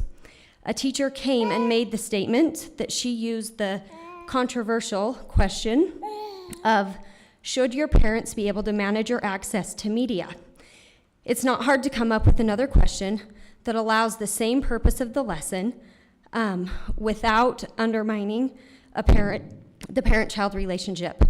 Should the government be allowed to limit your access to certain media? Is a simple one that offers the same educational opportunity. So I'd like to suggest that the policy explicitly state that curriculum and classroom discussion cannot degrade a parent-child relationship specifically or generally. I can't think of a scenario where having curriculum, classroom discussion, or teacher-guided conversations that undermine the loving concern or authority of parents is beneficial. But if you can, I'd love to know what those are. I know you can't answer directly to my question, So before you vote tonight, I'd request that some of you have the courage to propose a motion to discuss the pros and cons of explicitly stating that undermining parents isn't an acceptable practice in the instruction in our schools. If this has been discussed at all, it's been done behind closed doors in a committee meeting, and I think it's important information for the public to hear. Thank you. Thank you. Janet Sanders.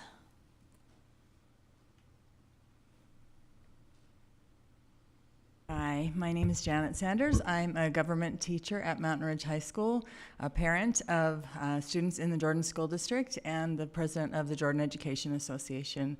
I am very excited about the revisions that have happened to this policy. I wanted to recognize the efforts of the board.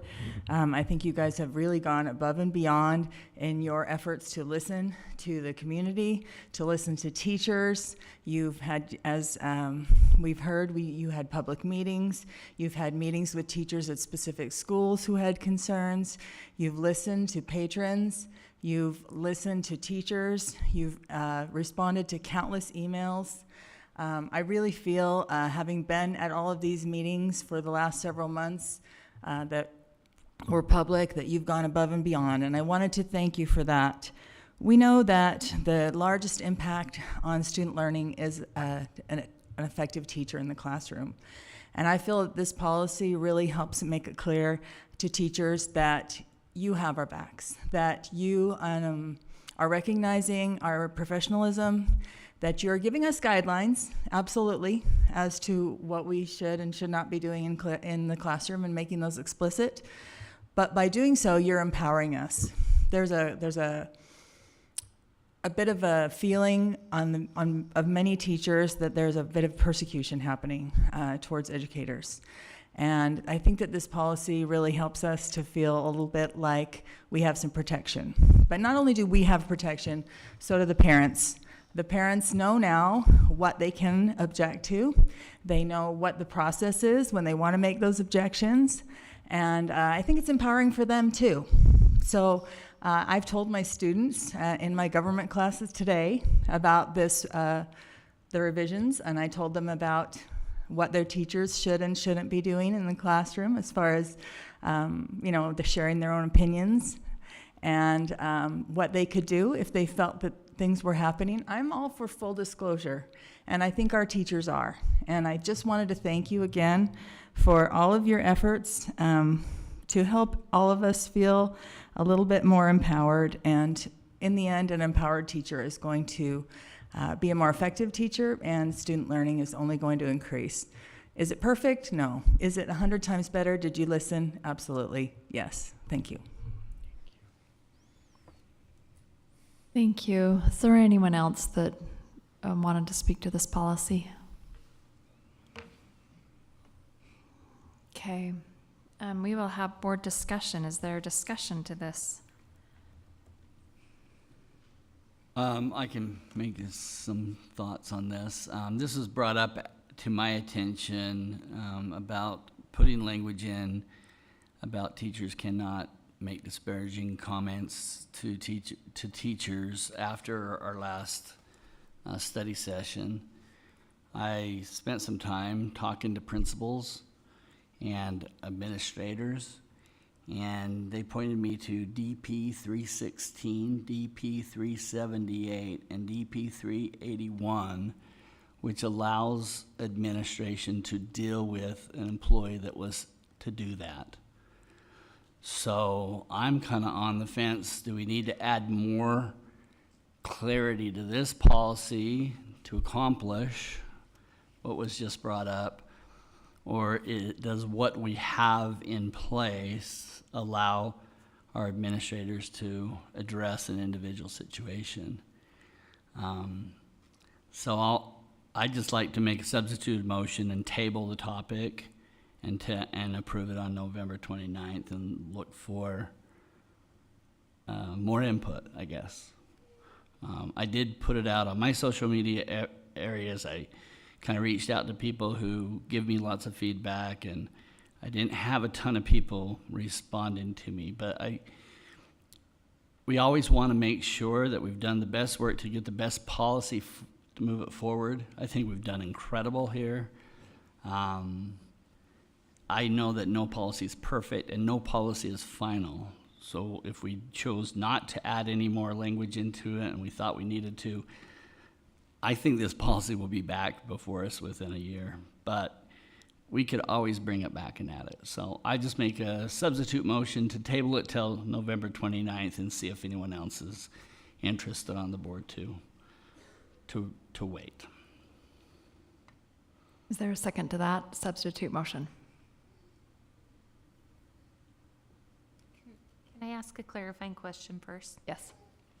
I'm sorry, I hope I didn't mishear, but you were just talking about the concerns that you were hearing from the community were about teachers disparaging other teachers?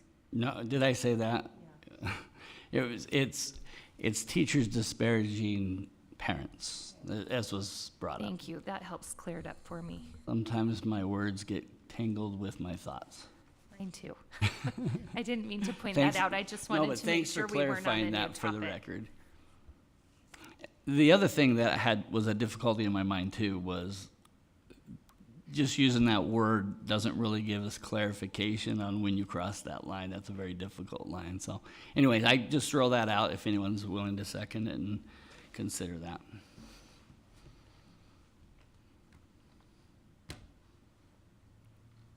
I'll second it so that we can have conversation about it. Okay, so we have a substitute motion to table the final vote on this policy until our next general meeting, the end of November. Is there discussion to that motion? More questions.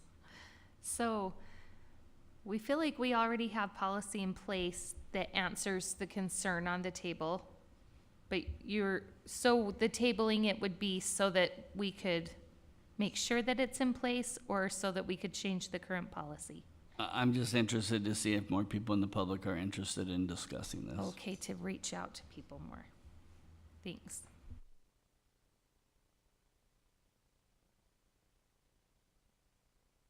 And committee, correct me if I'm wrong, but when we discussed this as a committee, we also felt that there were other avenues. If a teacher is degrading a parent-child relationship, then that concern would be reported through the channels under letter F of that policy, and that the principal could address that.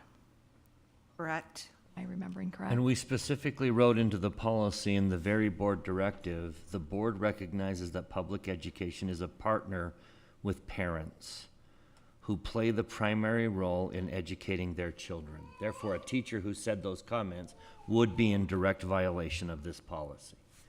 We also wrote in D2, education is a shared responsibility.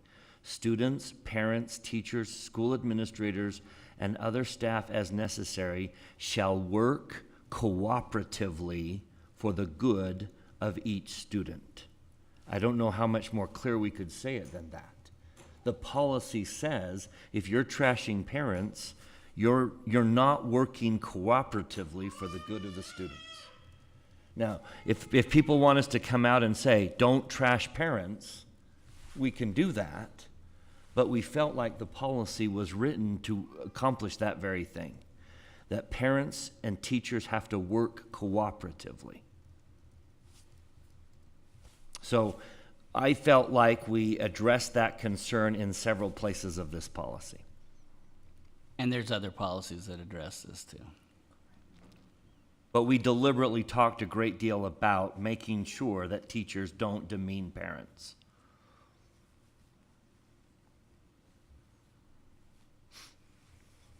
Okay, so further discussion on the table to motion this, on the motion to table this.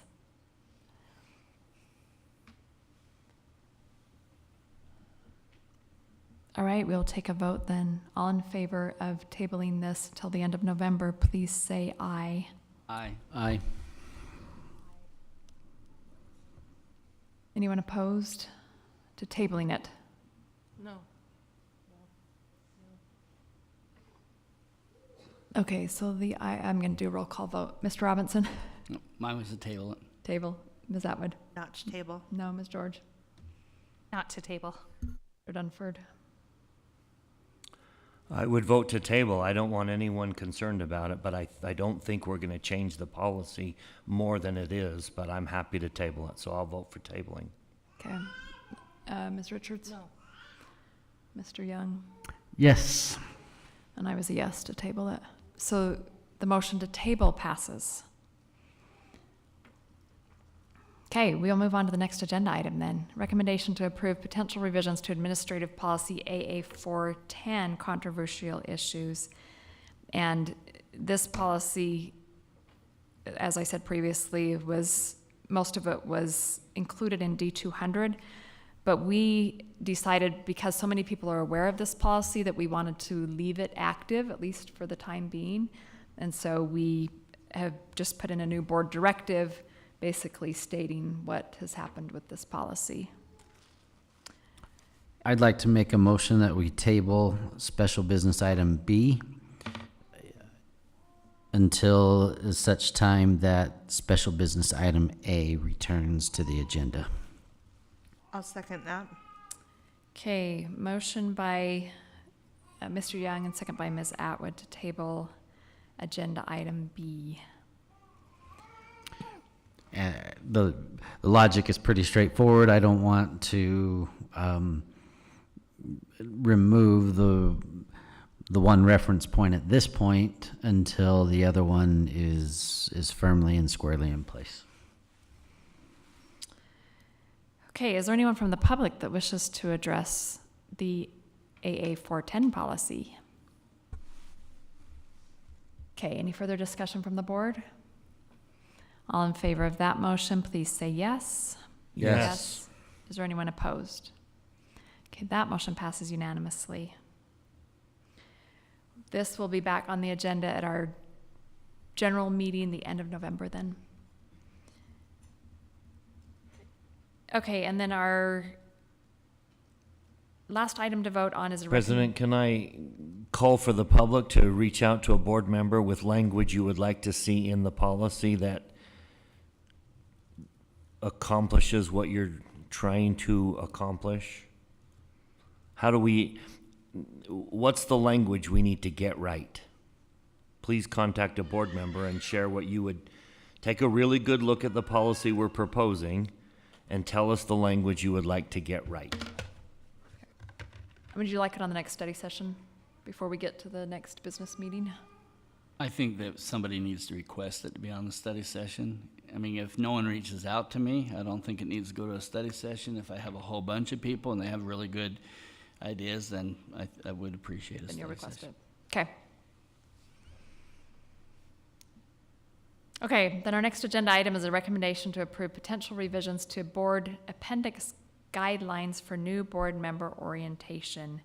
This is referenced in a policy, but it's just the guidelines that we are changing at this time. Mr. Dunford, do you have anything to add on this? We will have no less than 2 new board members on this board come January, and we want to get this in place so that we can improve the orientation. We made minor changes as to what is provided, but we made some significant changes as to the speed at which, who does it, and a follow-up conversation. So we just feel like this is improving our orientation of new board members to get them up to speed at doing board work. Can I get a motion? I move that we approve the revisions to board appendix guidelines for new board member orientation, pending the additions of resources that are in the process of being gathered but won't change the policy. I'll second that. Is there anyone from the public that would like to speak to this revision? Okay, is there discussion from the board?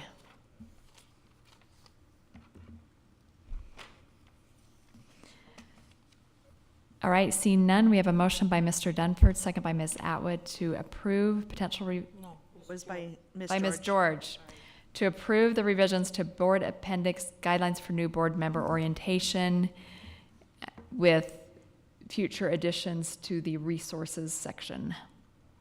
All in favor, please say aye. Aye. Anyone opposed? That motion passes unanimously. We are now on to superintendent's report. Dr. Godfrey. Thank you. I'll just briefly mention it was nice to have a luncheon once again with our student body presidents for this year. Last month we had our first luncheon, and it's a great group, as it always is. They're full of energy and excitement. It was a little difficult for them to hear how little time they have left in high school already, what portion of their K-12 experience remains, but they've got a lot that they'll accomplish in that short time. And I've also set aside time once we have that luncheon to spend time with a class or group of students afterward to just get perspective on how things are going for them and answer any questions. And I got to meet with the people of the Pacific class at West Jordan High School, and that was really interesting to hear from them, and it was a great group with some prepared questions, and I look forward to the invitation they promised to some of their future activities. So thanks to everyone who made that possible, and we look forward to our next high school visit later this month. Thank you. Thank you. Committee reports and comments by board members. Do we have any committee reports? Okay, I have comments by board members. I Mr. have Robinson. a committee report. Okay. We met as the JPAC, Jordan Parents Advisory Committee, Nikki, Jen, and I, and we had Dr. Godfrey and Dr. Anderson there, and it was really, really good. I would say we had maybe 70 people or so. We asked 3 questions. Number 1, what is the great things that we're doing in the Jordan School District? And that list was just absolutely phenomenal. Second one is, what great things are happening in your school? And it was interesting to see the differences between schools. And then the third one was, what should be on our radar? What are the issues that we need to address and communicate? We tried to teach them a difference between what administrative work is and board work is. That was just really superficial. I think we want to go deeper into that in future meetings, but we have not met as a committee since that, so we're not bringing a formal report, but that should be on, I think, our study session. Next time, I think, is when we have a meeting set up, and we want to bring back not only the list, but maybe some of the things that we suggest.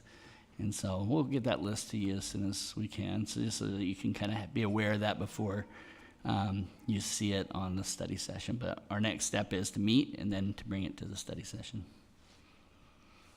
Right, looking forward to that. It really did go really well. I was really impressed. Yeah. Thanks for everyone who worked hard on that. Thank you.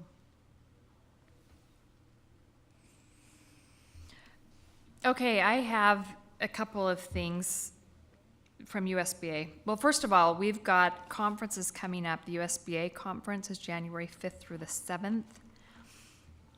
That is here in Salt Lake, and then the NSBA conference is April 1st through the 3rd in Florida. And you all received emails from Roxanne about that, and we are planning on moving forward and attending those conferences as a board, unless I hear objections from people. And we have, I think, till the first part of December to get registered for those. So just be watching for that and responding.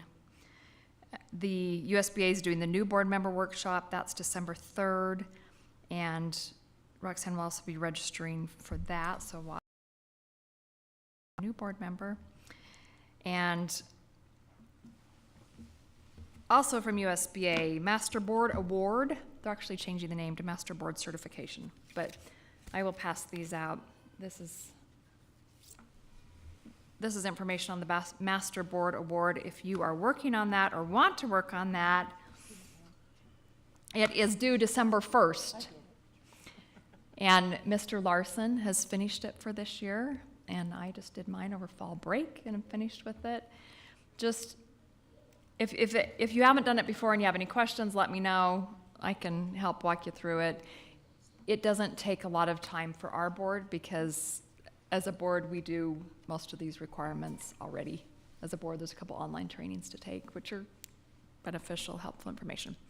So if you're interested in doing that, here is the information. Let me know if you have any questions, and that is due December 1st. And then also from USBA, this year is the vice president position is elected from single district regions, which is us. So if you're interested in being vice president and then president of USBA, that application's due November 30th. And that's all. Does anyone have anything else? Okay, we have a study session item to finish up, so we will take a break for about 10 minutes and then finish up our study session. Thank you all for being here tonight.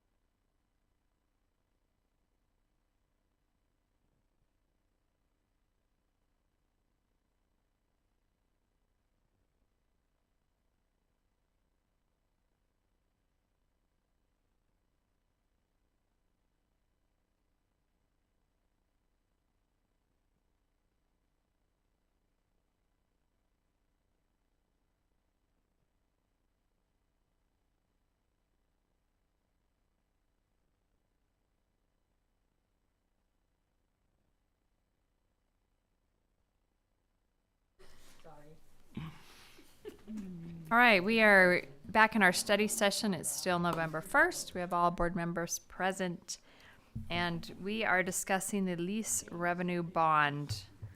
We need to decide as a board whether we are going to fund the flex building with a lease revenue bond or not.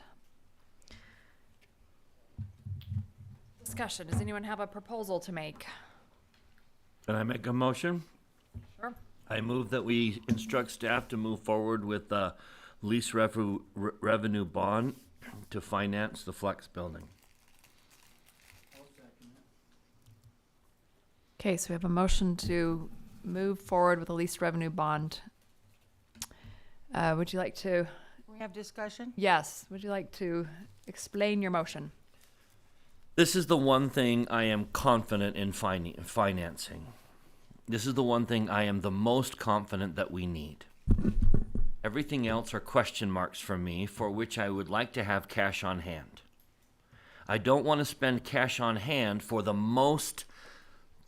thing I'm the most confident on, and then have something come up that has been a question mark and need cash on hand. I believe this is the building most worthy of being collateral for our lease revenue bond. I think it's going to last the longest. And so for me, knowing that the debate is cash on hand versus borrowed funds, there are too many unknowns for me that are going to need cash on hand. So I want to move forward and finance the one thing I am the most confident in financing. And I really think those are very valid and good points, Bryce. I really do. The interest rate really makes me nervous at this point. So that's why I'm hesitant about a bond. I know that you had some feelings about it, John. Would you like to share that with us, please? I think it was last spring when we Right. talked about this possibility, and Right. at that time I was very in favor of a lease revenue bond for the very reasons that Mr. Dunford mentioned. Since then, it's just the financing landscape has just changed a bit, with the interest rates going up so much higher, and then tomorrow likely going up another 1/2 or 3/4 of a point. And then another likely 1/2 in December. So if we move forward with this in January, would be according to the calendar that's been shared, we're going to see interest rates beyond what we have already. And so Mr. Dunford's points are right on the money. It's just the counter to that is just simply very high interest rates, and if you do have cash on hand, you utilize that instead, and then have a lower. Another thing that's gone through my head is just if there is a bond election, is it better to have utilized your option to do a lease revenue bond, or is it better to have lowered your cash reserves and demonstrate that to the public that you've used your cash? Either way, it's still utilizing options. But you're right. I've kind of changed my tune since the spring, simply because the interest rates keep going up, and it appears tomorrow and December and January will also go up. We could refinance. If rates go down, we can refinance. Yeah. Yep. So the intent, what Mr. Ward was talking about, is if we do a direct purchase method, we would then go out, the bid process would be asking everybody, hey, give us your best interest rate and your best terms on refinancing. And then his group can calculate the numbers and what they think it should be and say, well, this group bid that you can refinance after 5 years, and this group said you can refinance after 1 year, but the 1 year has a higher interest rate than this one. And So where does that really come to? And that's where his group comes down to a recommendation and says, well, we think this is the best deal for Jordan. So you're right. The market transaction generally is 8 to 10 years before you can refinance. And that'd be pretty long term. If we don't do the lease revenue bond, it ties our hands in. Not just that, but everywhere else. And everywhere else too, exactly. We can't purchase that property that we need in West Jordan. We can't, So, I mean, I understand the rates going up, but I think that using our money wisely to help these other critical areas could also help postpone the need for another bond quickly, so we can push off that bond. So anyways, that's what I'm in favor of. I wish I knew what the rates would be in the future. They may never be down.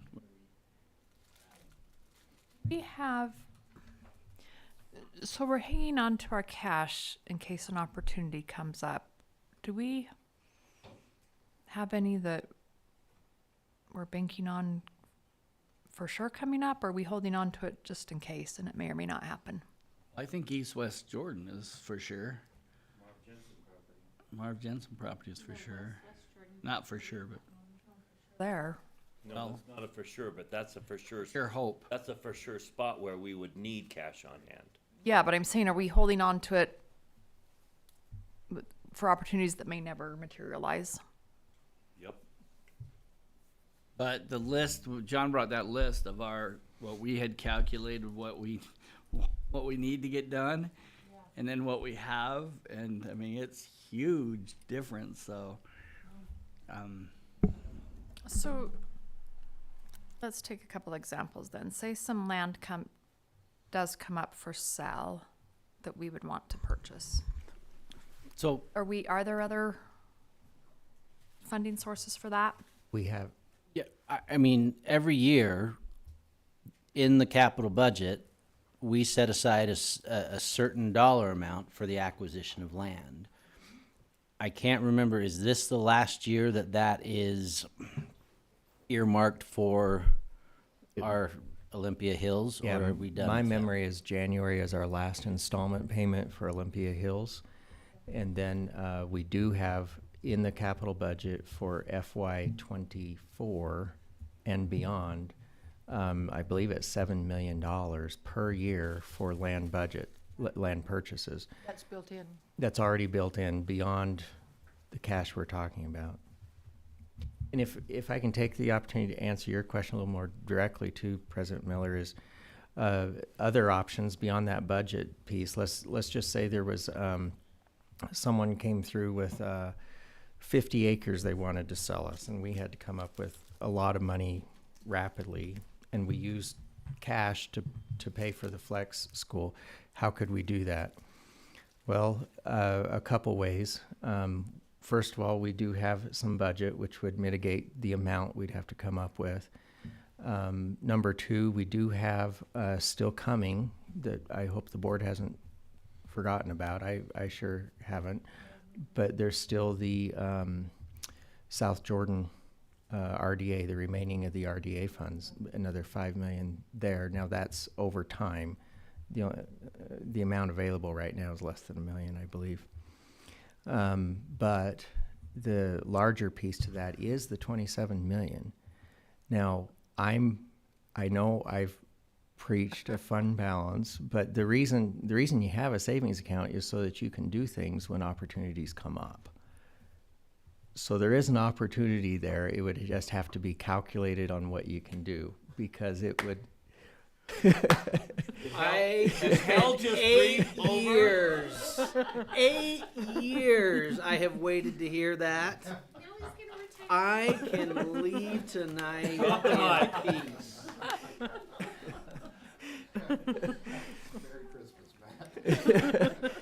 So it's the reason you have a savings account, though, is so that you can do things, right? That's why your water heater goes out. You need a personal savings account, an emergency fund, something to take advantage of the opportunities that come up. Now, if it was 50 acres, and it would deplete quite a bit, and we still have the 9 million coming, so there would have to be some serious looks at it. But and through that stress test, there is a gap there that would have paid for a lease revenue bond. So if you don't do the lease revenue bond route, there is excess revenues each year coming in that you could then rebuild bit by bit on. Another option, I know it's not real popular, but another option would be to reduce your summer projects for a year or two and say, ooh, well, we need that more than we need this. So there are some levers that can be pulled to try to make that work and get it through. But I hope none of that discounts what Mr. Dunford said, because it is right on the money that the lease revenue bond opens up opportunities as well. So this is really you have two good choices. You have two scenarios that we're just in a good place with, that we can do a lease revenue bond without a tax increase, that we can do cash. Another lever is we have some property that we could always sell if we needed to also. And the first bond 9 years ago, that was one of the issues, is that the public said you're sitting on property, and I would say the same thing about cash. If we're sitting on property and cash, then they say, why are you coming to us for a bond if you're sitting on this? So I think that's a legitimate point too about cash. I think the strategy there with regards to the cash is, if and when the time comes to do a bond, and we do have, say, 40 million in cash available, you build that into, we're going to build this school and this school with the cash, and then we're coming to the public with X more amount. You know, for, if it weren't for this cash, we'd be asking for that much more in the.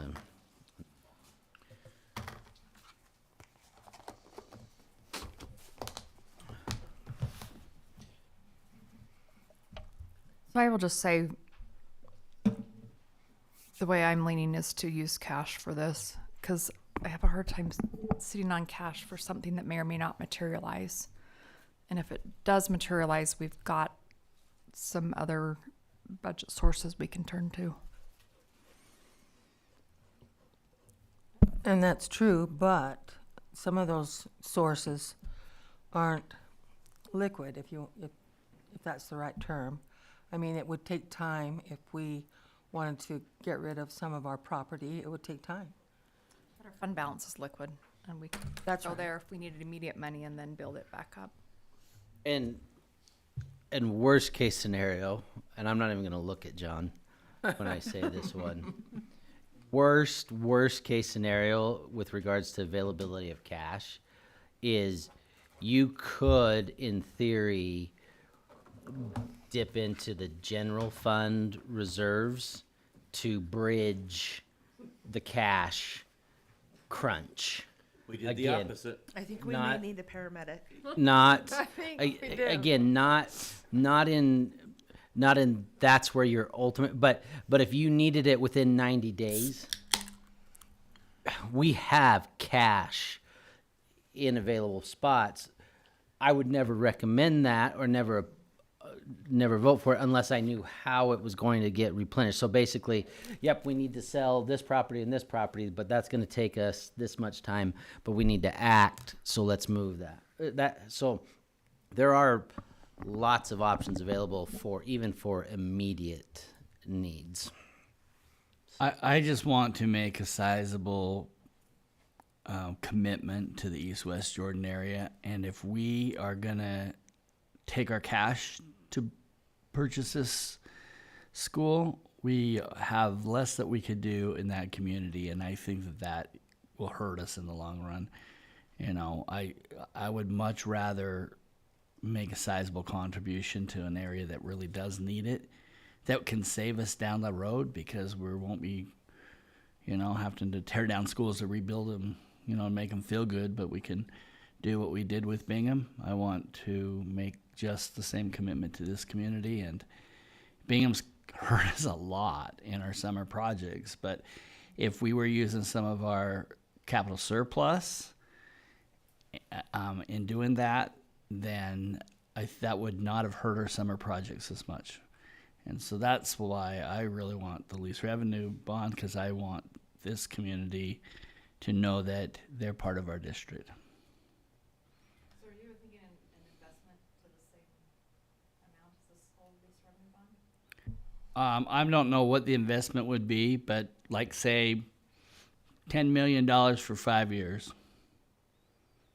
And then we'll figure out how to spend. I'm just throwing a number out there, but Divided between 5 years? yeah, over the next 5 years, we're gonna spend,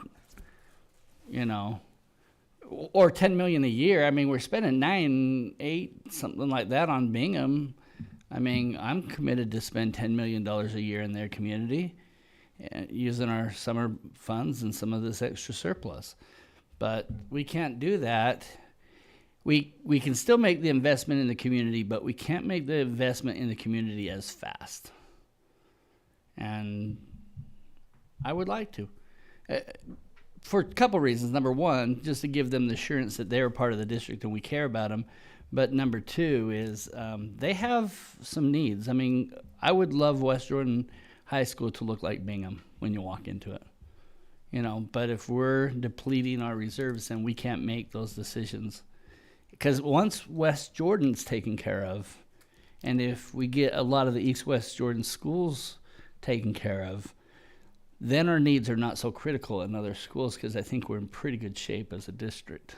That's the area that every district kind of has this, do we spend our money on rebuilding these schools or do we build new ones and all of that? And we just have to have an equal approach at how we're tackling that. I just think this just handcuffs us a little bit. I wish the economy was different. Let's say we use our cash reserves for the flex building, and then we want to invest in the West Jordan area. Where would that come from? 27 million. The fund balance? Is that, Mr. Larson, is that what you would say too? Yes. And, or to throw out a couple other options, you could designate a piece of summer projects budget towards that. Now that Bingham there's going to be a lot of summer project funds there. You, like Mr. Robinson was indicating, something similar where you say, okay, let's take a large chunk of these funds and let's use for that, because those are already budgeted as also. So then that doesn't dip into your 27 million. And let's be honest, most of our summer funds are going to these schools anyways. A large chunk of them is. And so by committing a large dollar number there and getting it taken care of is also going to give us more flexibility with their summer funds.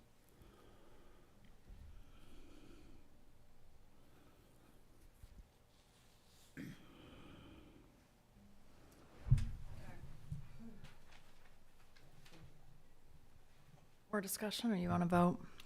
I'm ready to vote.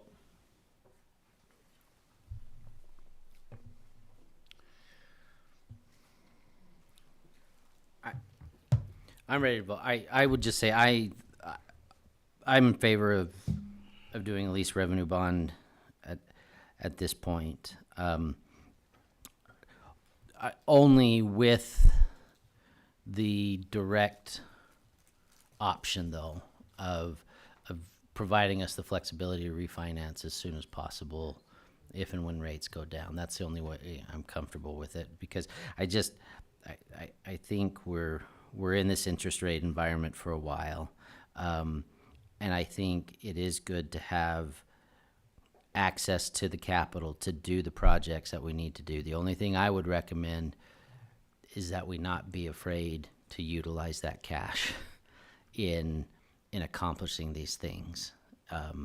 in the very near term. And investing in East West Jordan is a very great area to do that, and just allow that idea that we do have that availability to open up our eyes to what is possible, and let's move on it. Let's not keep it on the sidelines. Let's use it for really needs that are genuine throughout the district. I agree.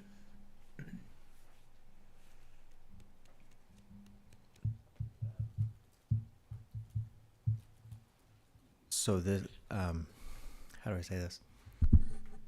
This vote is more of a direction vote for me to move, to work with the attorneys, to work with Zion's Public Finance, to move this forward. There would have to be an official vote the end of November. Hence the motion is to instruct you to move forward. Yeah. So if someone is... Still have an option of saying no later. Yeah, that's where I'm headed, is that this isn't it. Right. It's just move forward.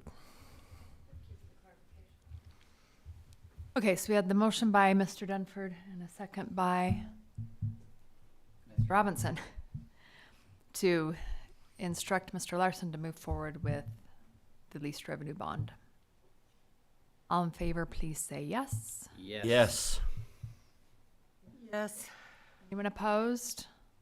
Yes. 6-1. Okay.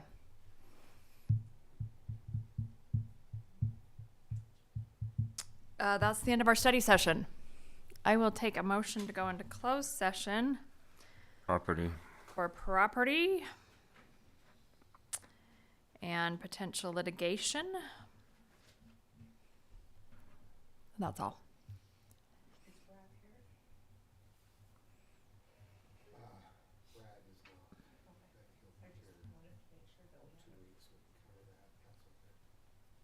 I'll make a motion that we go into closed session for potential litigation and property. I'll second. Motion by Ms. Atwood, second by Ms. Richards to go into closed session. All in favor, please say yes. Yes. Yes. Anyone opposed? Okay, that passes unanimously. Thank you, all of those who are have joined us tonight and are joining us tonight. Hope you have a great week. And we